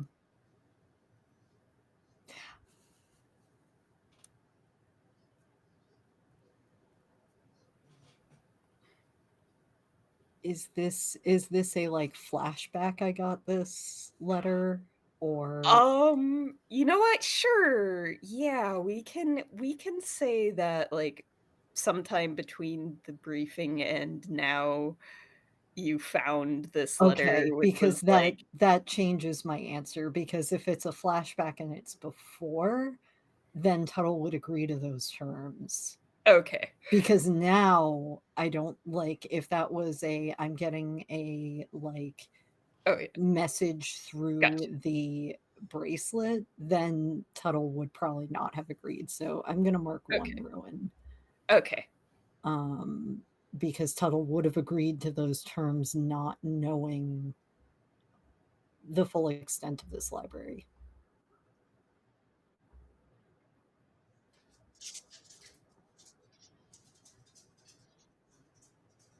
Um Julia, your camera looks off. You disappeared for a second. You're gonna have to reload your screen. Yeah.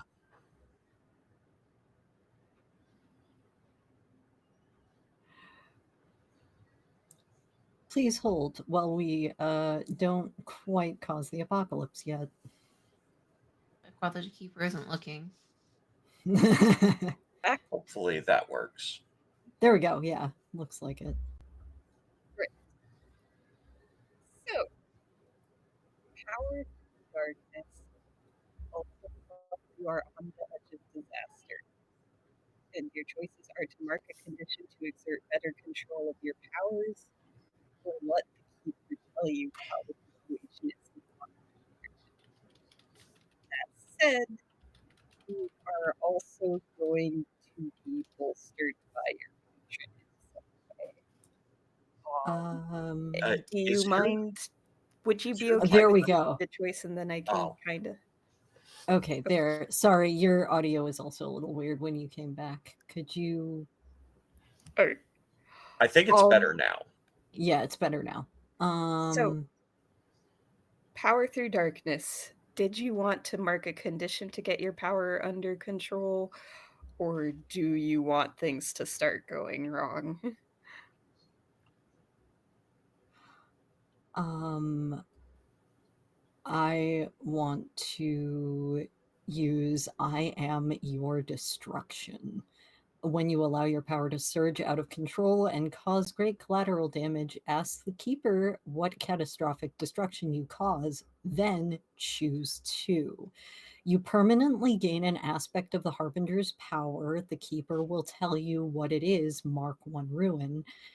The power within you surges to give you visions of the past, present, or future. Uncover a key and draw a line between that key and a facet on the mystery map. Declare an irrevocable truth. I am picking that one. Okay. And there are two more. I just want to see. I think the I want to uncover a key and I guess it makes sense for you permanently gain an aspect of the Harbinger's powers of darkness. The keeper will tell you what mark one ruin. Okay. Okay. Um. Right. Okay. Yeah. So your powers are definitely surging way out of control. Um. And there is bookcases are being torn apart, and paper is being turned to dust. There are cracks spreading through the floor, and the library itself seems to be screaming as the roof begins to cave in above you. I am Uh, also specifically trying to undo this seal. So yeah, it's that and collateral. so the good news is you are so destructive. Like, yeah, you are definitely undoing this seal. Yes. So I will say that one outcome of this is the parasitic library can leave if it wants to.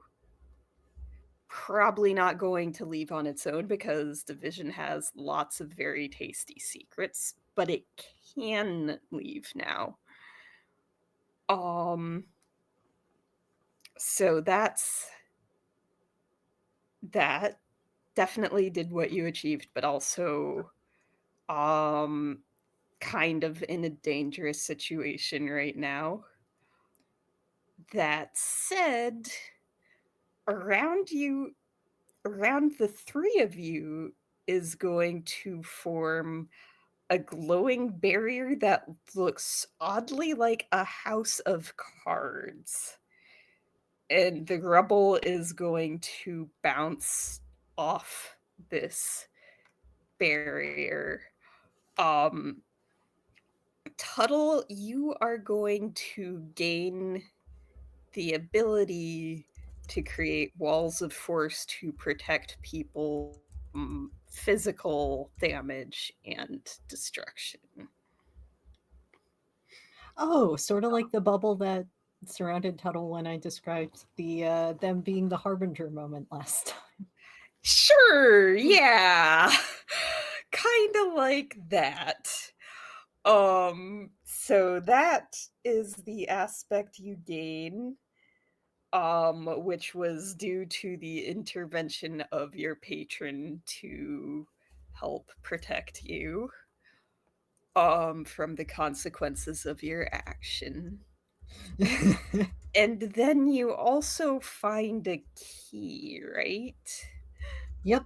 I also think from earlier I had to mark a condition. I marked vicious because Tuttle is, I think, whatever D and York say at this point, Tuttle is focused on the seal and destroying it and nothing else. Okay. So, there is backlash from the seal when you destroy it. Because you are a harbinger, you are able to respond to this backlash and basically end up teleporting everyone a little further away. Some of the destruction carries with you, but you're beginning to get your power back under control. So with a little bit of focus, this area will at least maintain structural integrity. But this area that you're in is the observatory. There are ornate telescopes hanging ponderously from the domed ceiling. And the floor also has constellations. Well, I think this time you would recognize these, even if the rest of you don't. But crumbling on the middle of this room was a pedestal. But the very moment you entered, whatever was on it shattered. And as it falls to the ground, what you recognize, Tuttle, is stardust. Stellar detritus from another star that had come to Earth.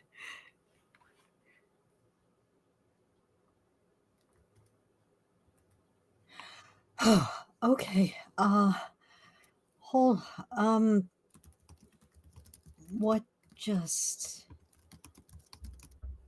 Oh boy. I believe you also get to declare an irrevocable facet of the mystery, or am I remembering wrong? Yes, I do. With I am your destruction, I do get to declare an irrevocable truth. All right. Uh,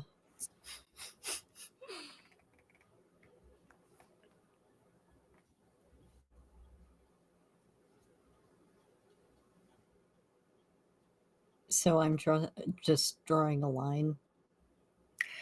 You are drawing a line and you're declaring a truth about the mystery that cannot be altered. I am going to draw a line between the Stardust and the Door of Power.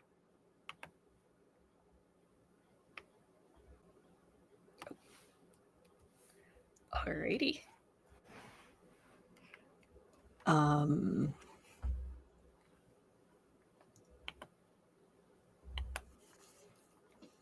And the truth about that is going to be you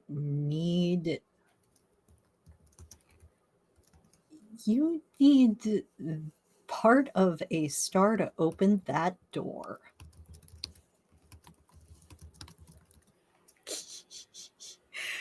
I like it.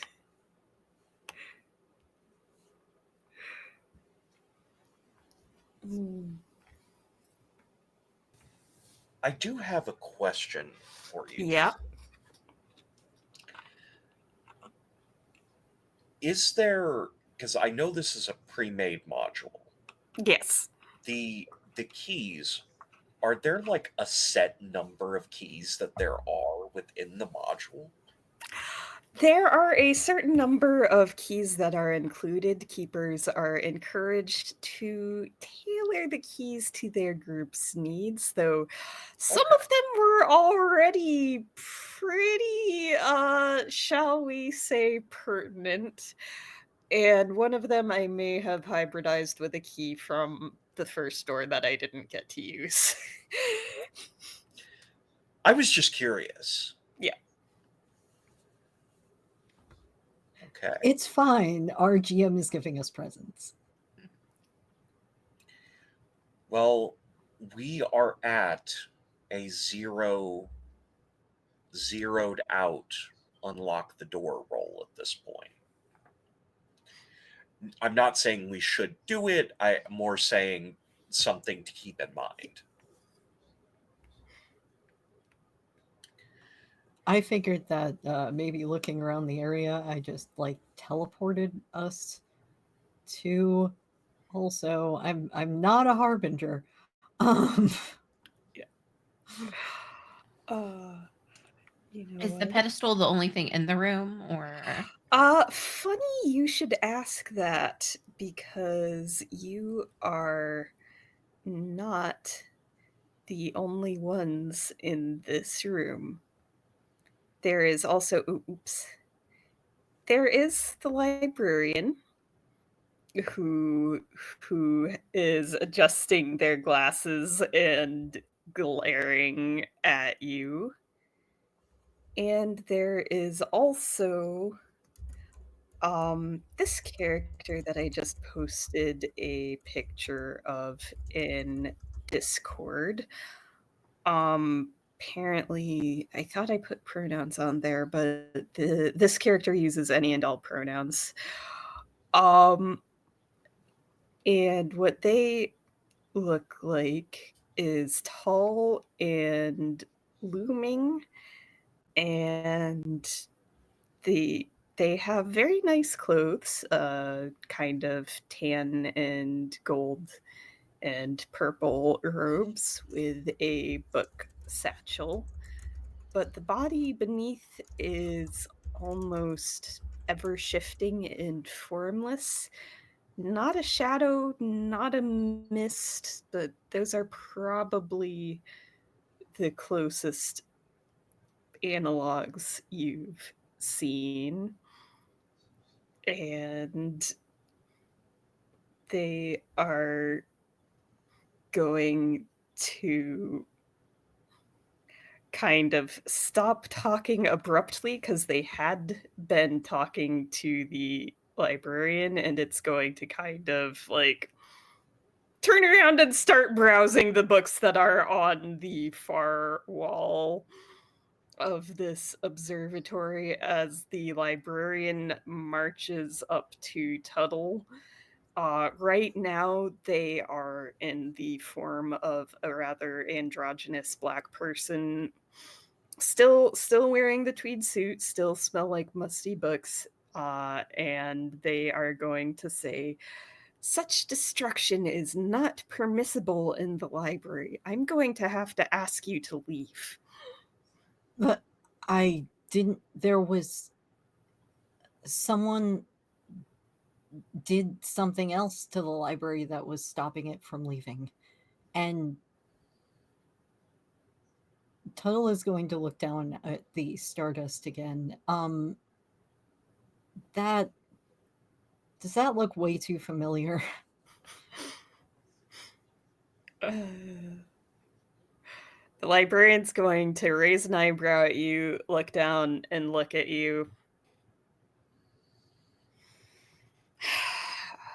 It would seem you are confused and disoriented, so I will let you off with a warning this time.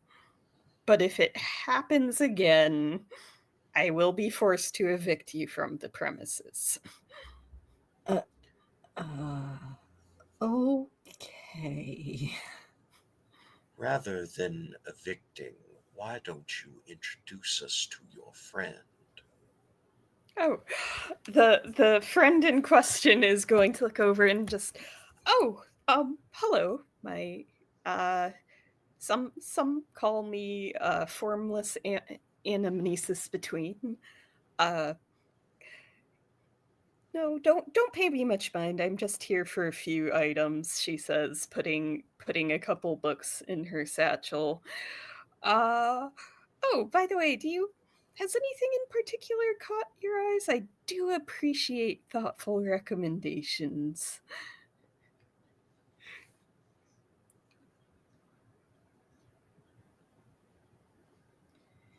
Oh, my brain is not as witty as I want it to be tonight.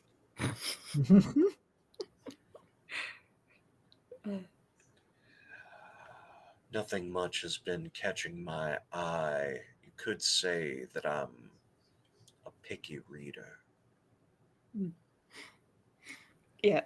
And Formless is going to nod in agreement and turn around to keep browsing the shelf and like very silently, but like running past each book, and like you can tell it's like, not that one, not that one, not that one, not that one. I'm going to kneel down and touch the Stardust. Yeah. So it's definitely Stardust. Feels a little bit like if your projected light form had gone dull and then been ground up into dirt. Sounds lovely. Yeah.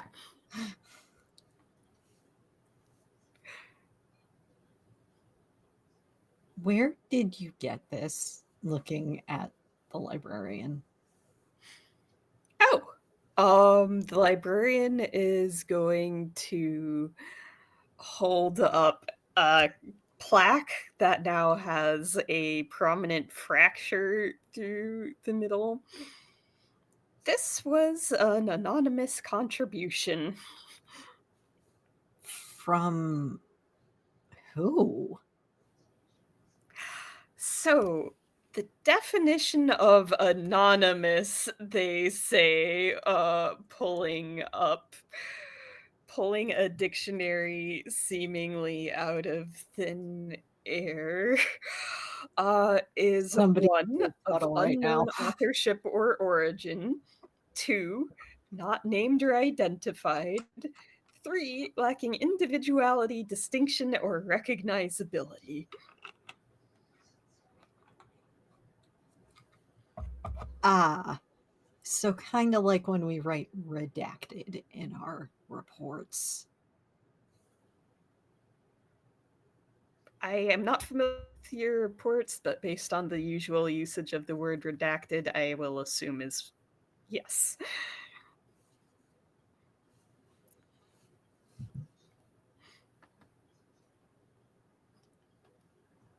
Okay.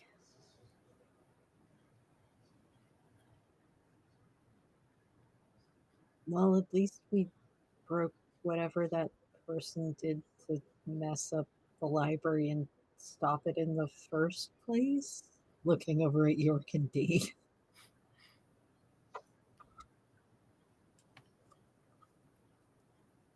It's a step in a direction.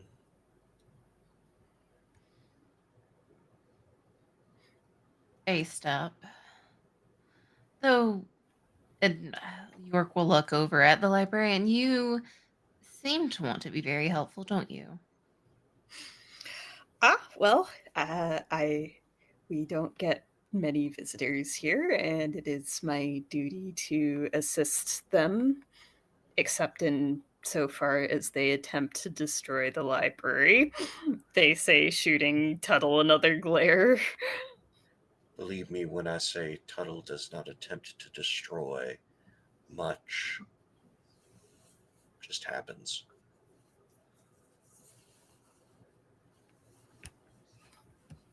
Perhaps the least out of all of us. But I think you might prove to be helpful, won't you? Ah, do you need assistance in locating a particular resource?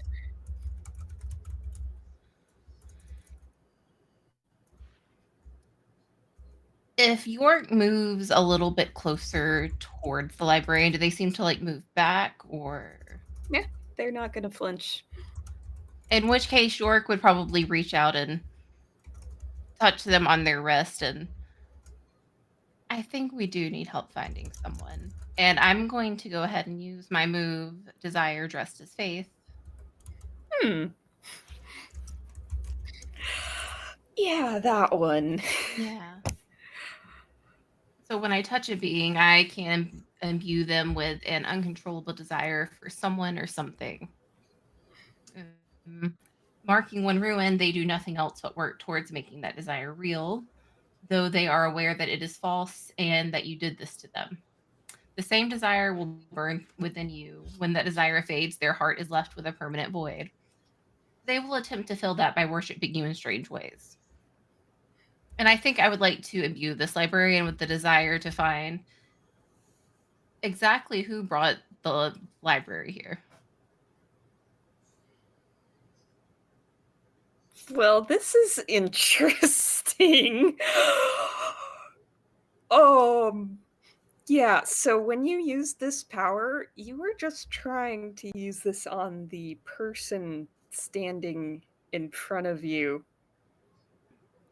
But when you do, a shudder passes through the entire library, of which the librarian is a figment of.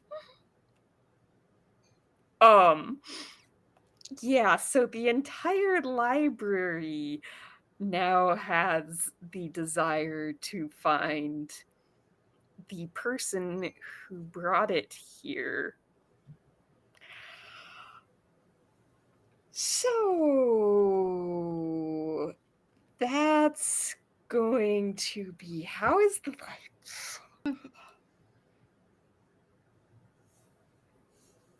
the ceiling is going to open up, and down from the ceiling is going to start raining books and files and papers, and here and there, even an entire shelf or filing cabinet, as the library begins dumping all the information it has about the person who summoned it into this room.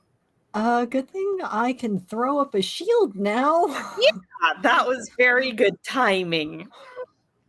And the library is going to keep doing this. Formless is going to take one look at this mess and just mosey on out. Not even deterred when a book passes through them, except where it rumples its clothing. And the librarian will just say is in the bubble with you. I think Tuttle would do that. Yeah. I mean, yeah, okay. And the information is going to start piling up and piling up and piling it up. And just when it's about to completely bury the bubble Tuttle made around everyone, it falls still and the lights flicker out. Well, The almost all the librarian lights. vanishes. Tuttle will glow more, and so will the barrier. There are still books? Yep. If you let that barrier down, there's going to be a little avalanche.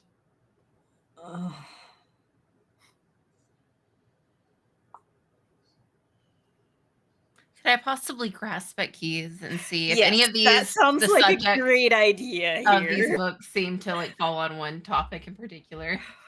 I think grasp keys is probably a good idea. Would you like expertise? No.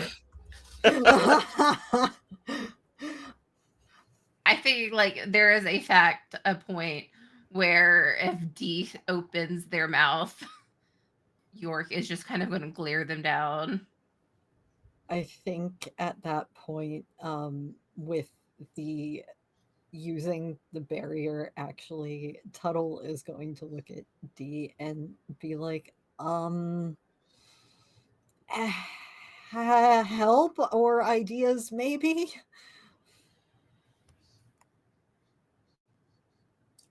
We can do that after the grasp keys. Yeah.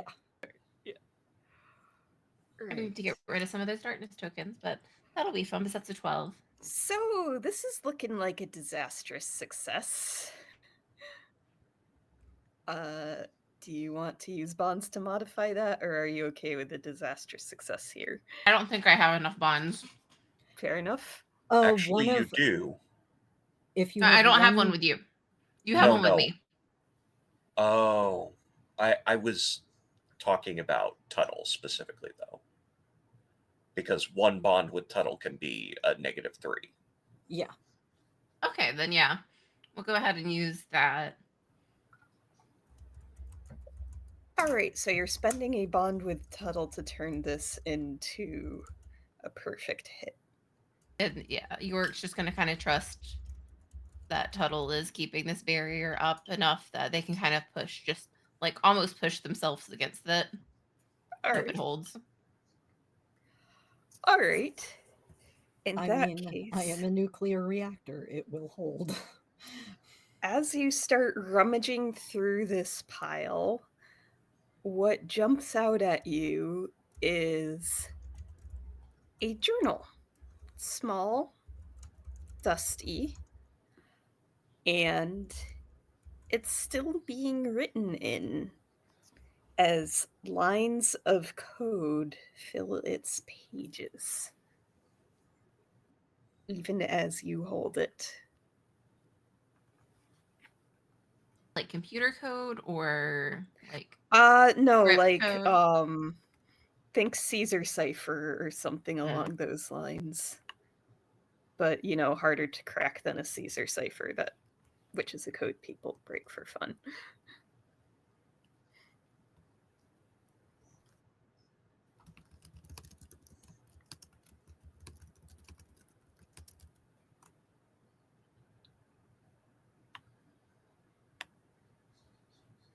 And based on the context, probably safe to assume that this is the Harbinger's journal or it's about the Harbinger, one of the two.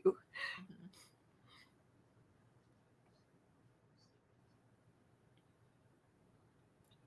Okay, with that,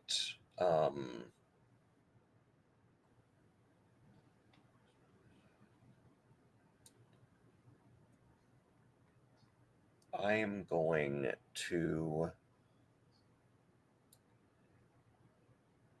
attempt to use the web to stick the information up to it, kind of sacrificing the ability to get places to essentially clean the area and make it easier to Okay. on Tuttle. All I right. mean, the other option was I literally blow everything back, and I feel like the library would legitimately just kick me out at that point. You know what? Yeah, we can go with that. You can change the web and use it to clear away the debris in a way that leaves a safe, clear path out of here and lets Tuttle lower the barrier safely. And with that, the Harbinger is going to fade and return to the corridor of doors.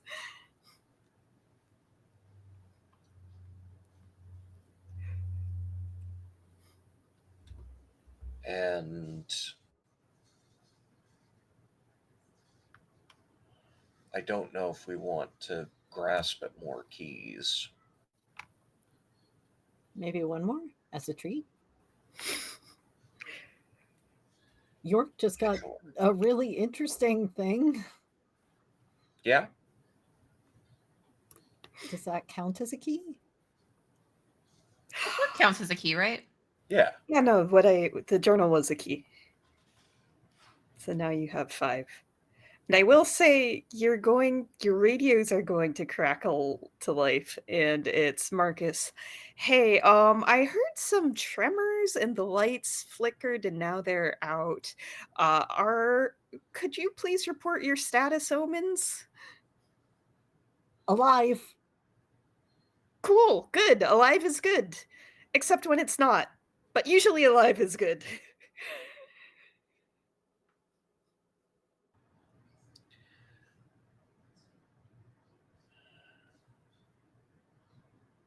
York and Dee are fine too. Excellent. Oh, And hey. how's the investigation going? Um, Mm-mm.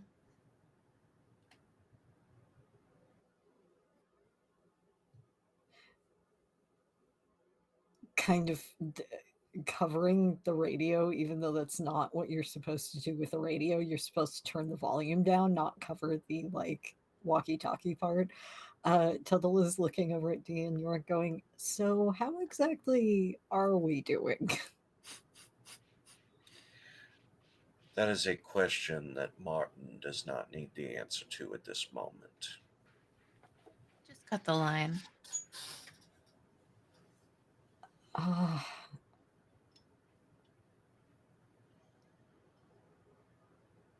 we're fine, don't worry. And then it's going to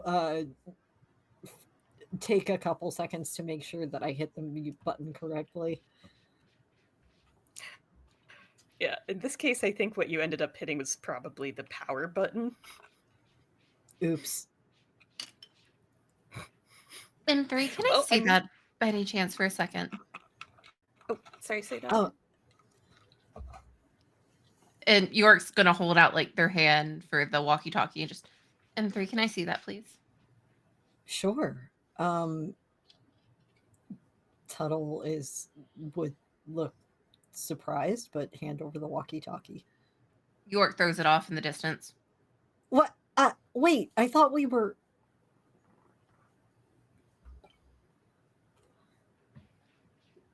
Sometimes division does not have to know everything.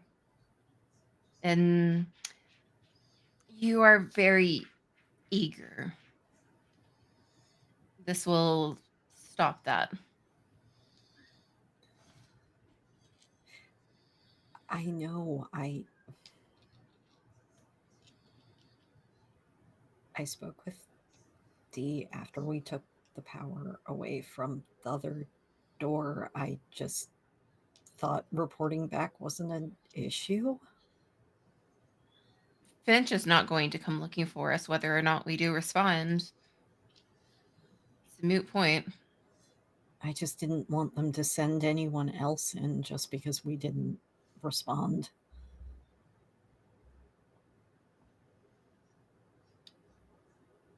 They won't. Why wouldn't they? Because we're the A-team.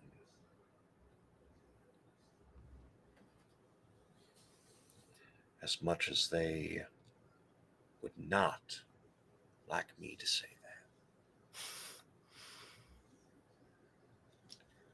that. Either way, we ought to get going. Okay. I think that might be time for me to go for a grasp keys. Okay. Before you do that, I do want to check in. Was Tuttle trying to reveal Earhart here? Yes, that is what I was trying to do. Is I was trying All to right.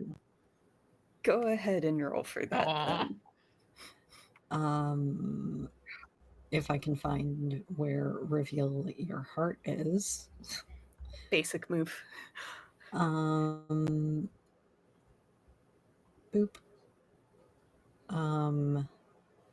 I don't spend tokens on this, right? That's just a... I mean, you can.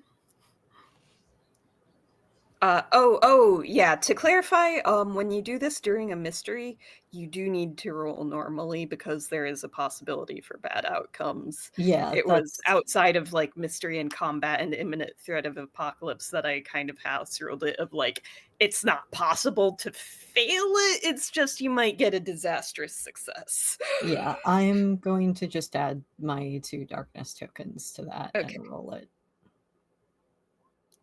Very nice. So, on an 8 to a 10, you get to choose one of the following. You grow closer, gain 1 bond on them. They soothe your heart, clear 1 condition. They taught you something important, mark XP. They gave you hope, clear 1 mark of ruin. And if they choose to deepen the connection, they can choose one of them also.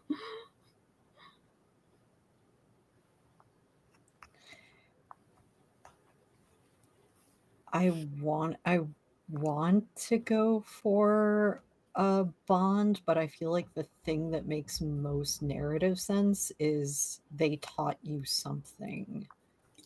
Gain 1 XP. Not sure I can argue with that.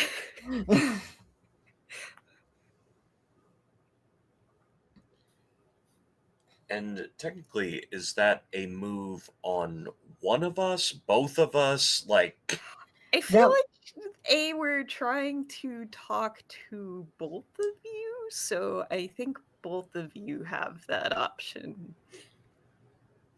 Yes, it was a... Tuttle was trying to explain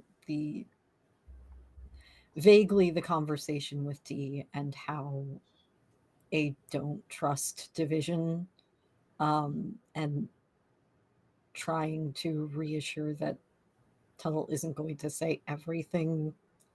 It was just that particular piece of information seemed important. sure, I will mark a bond with Tuttle.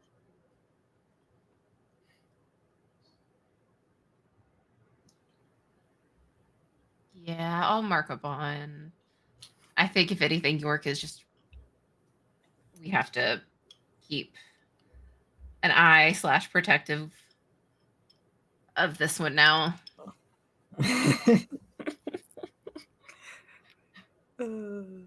Protect. I'm fine with... I can do that. I have shield now. You have shields now. Speaking of shields, dice? Do we grasp? All right, D, what are you doing to try and grasp one more key? Well, we're moving into a new area, correct? What is here? So We you sort are of forcibly got moved into a new area. Yeah. You are currently in this observatory, which now has a ton of books lining the floor around you. Stardust from a broken pedestal. The lights are out, but you can see by Tuttle's glow, and there are some bookshelves, and there are still telescopes hanging from the domed ceiling, though some of them look a little more banged up than they were before. I don't think that there's anything.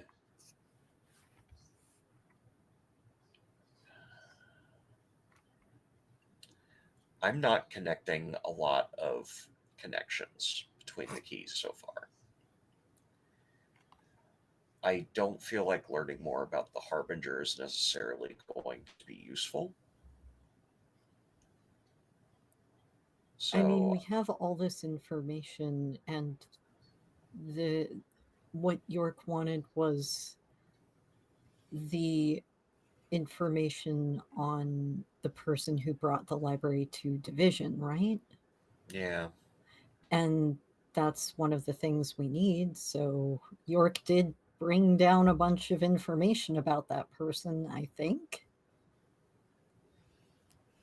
Basically. Then Start looking through the rest of the books, look for secrets. Sure. And I will be light. All right. I'm using 3 tokens. And that's a 10. Very nice. So you are going to find a key.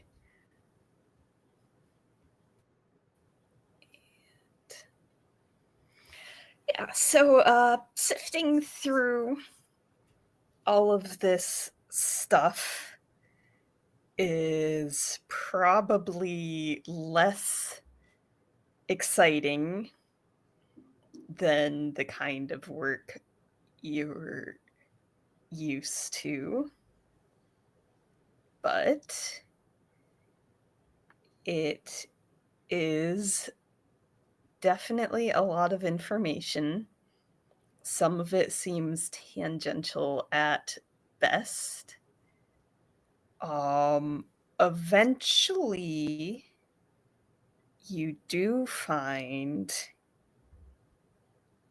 an ancient scroll.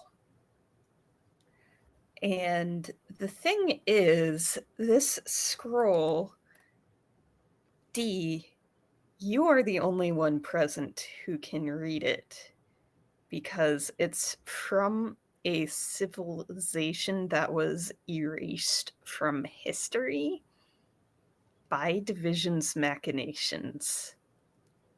However, there are a couple things this scroll is warning about that are a little prescient. One is the destruction of the veil between the living and the dead. Another is the unweaving of time. A third is that the ones thought defeated will rise up. And at the very end of this scroll is a picture that looks a whole lot like somebody wielding the Reaper's scythe.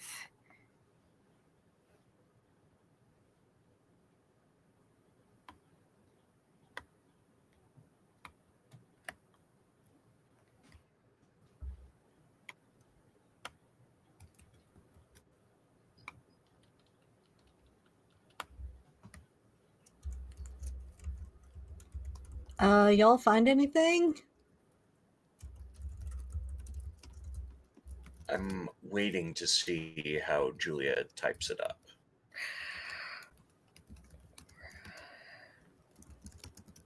See, I said torn veil, time unwound.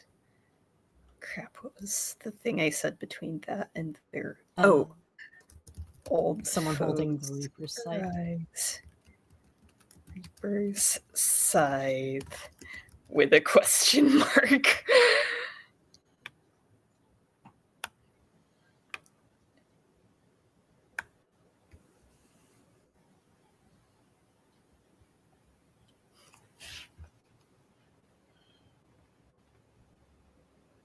Nothing of too much importance.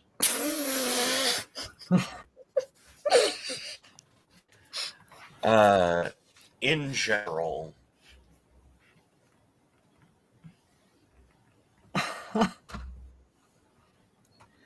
I will share the details, but D is unsure of the connection. Fair enough.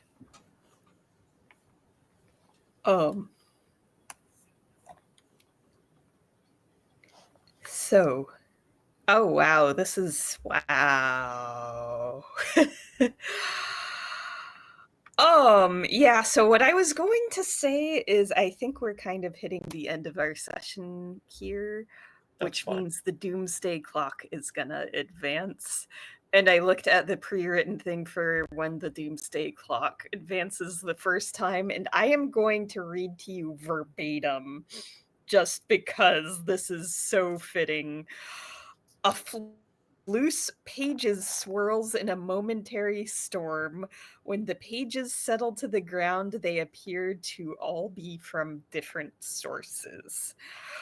Who sees a terrible truth laid bare amongst these pages, and what future event is written out here, framed as an inescapable tragedy?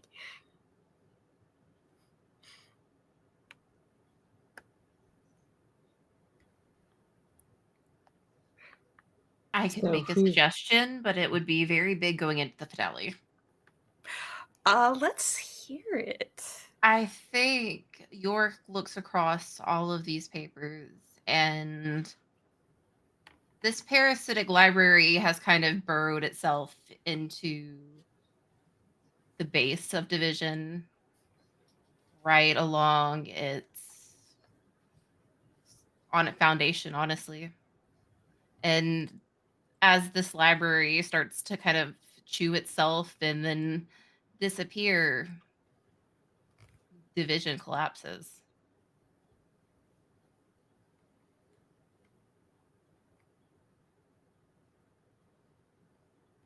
Yep. I mean, that sounds reasonable to me. Sounds fine to me. Oh dear, I love it.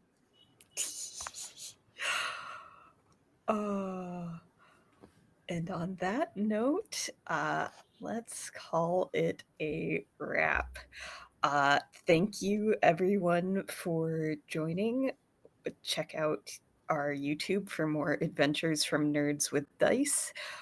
If you have a story you wish to tell or a game you wish to showcase, our Creators app is always open and can be found on Twitter and Blue Sky, or you can ask for the link in our Discord.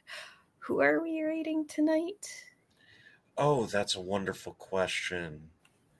We will throw it over to Fuzka. Okay. All right. And so also follow up. So we were having these sessions live, but our next one is going to be recorded because of scheduling reasons, right? Yes, it will be most likely up on Twitch, or not Twitch, but on YouTube on Saturday at some point on the 23rd. Okay. Or 24th, rather, because that's the next day. All right, sounds good. And once again, Julia LaFond. I was the keeper for tonight's session, and I am also a pro game master. If you're interested in playing with me, you can head over to Start Playing Games and do a search for Julia LaFond. I'm also a writer. You can check out my stuff at jklafondwriter.wordpress.com. And I just shared your adventure that's coming up. Yes, my Apocalypse Keys campaign starting in March. If you too want to play a monster fighting the apocalypse. I guess since I went last, I will go first. Hi, I am Keldry, Starless Solid on Blue Sky and Twitter, all one word. But you can find most of my art and some art from games that I've played and people over on Starless Travel, which is my Instagram. Um, if you are old like me and use Facebook, but mostly for public media shares and things like that, I am also Keldy Smith on Facebook. If you feel like being inundated by more videos from Nerds with Dice and other cool TTRPG places, as well as occasional art. And that is me. Um, Hi guys, I am Alice. You can find me pretty much everywhere online at Alice Hart, or if the adult film star has stolen that username there, it'll be Hellion Hart. Up next, you can find me this coming Sunday on Lost Caravan playing Icons at 8 p.m. Eastern Standard Time. We're going to be having a intrigue-filled masquerade over there. After that, towards the end of the month, we have not set a date yet. I am actually going to be running a charity stream over on Exquisite Corpse Presents. I'm going to be running Old Gods of Appalachia.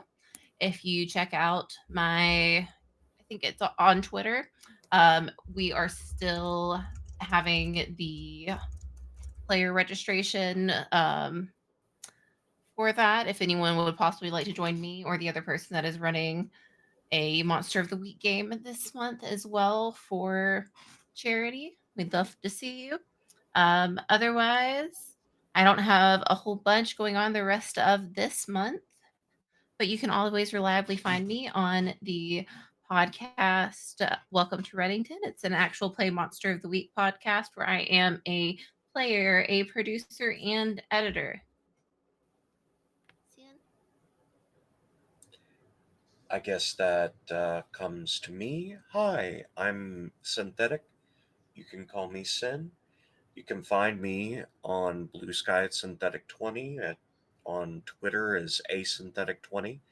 I have been your very tired for some reason, D, and I apologize for that.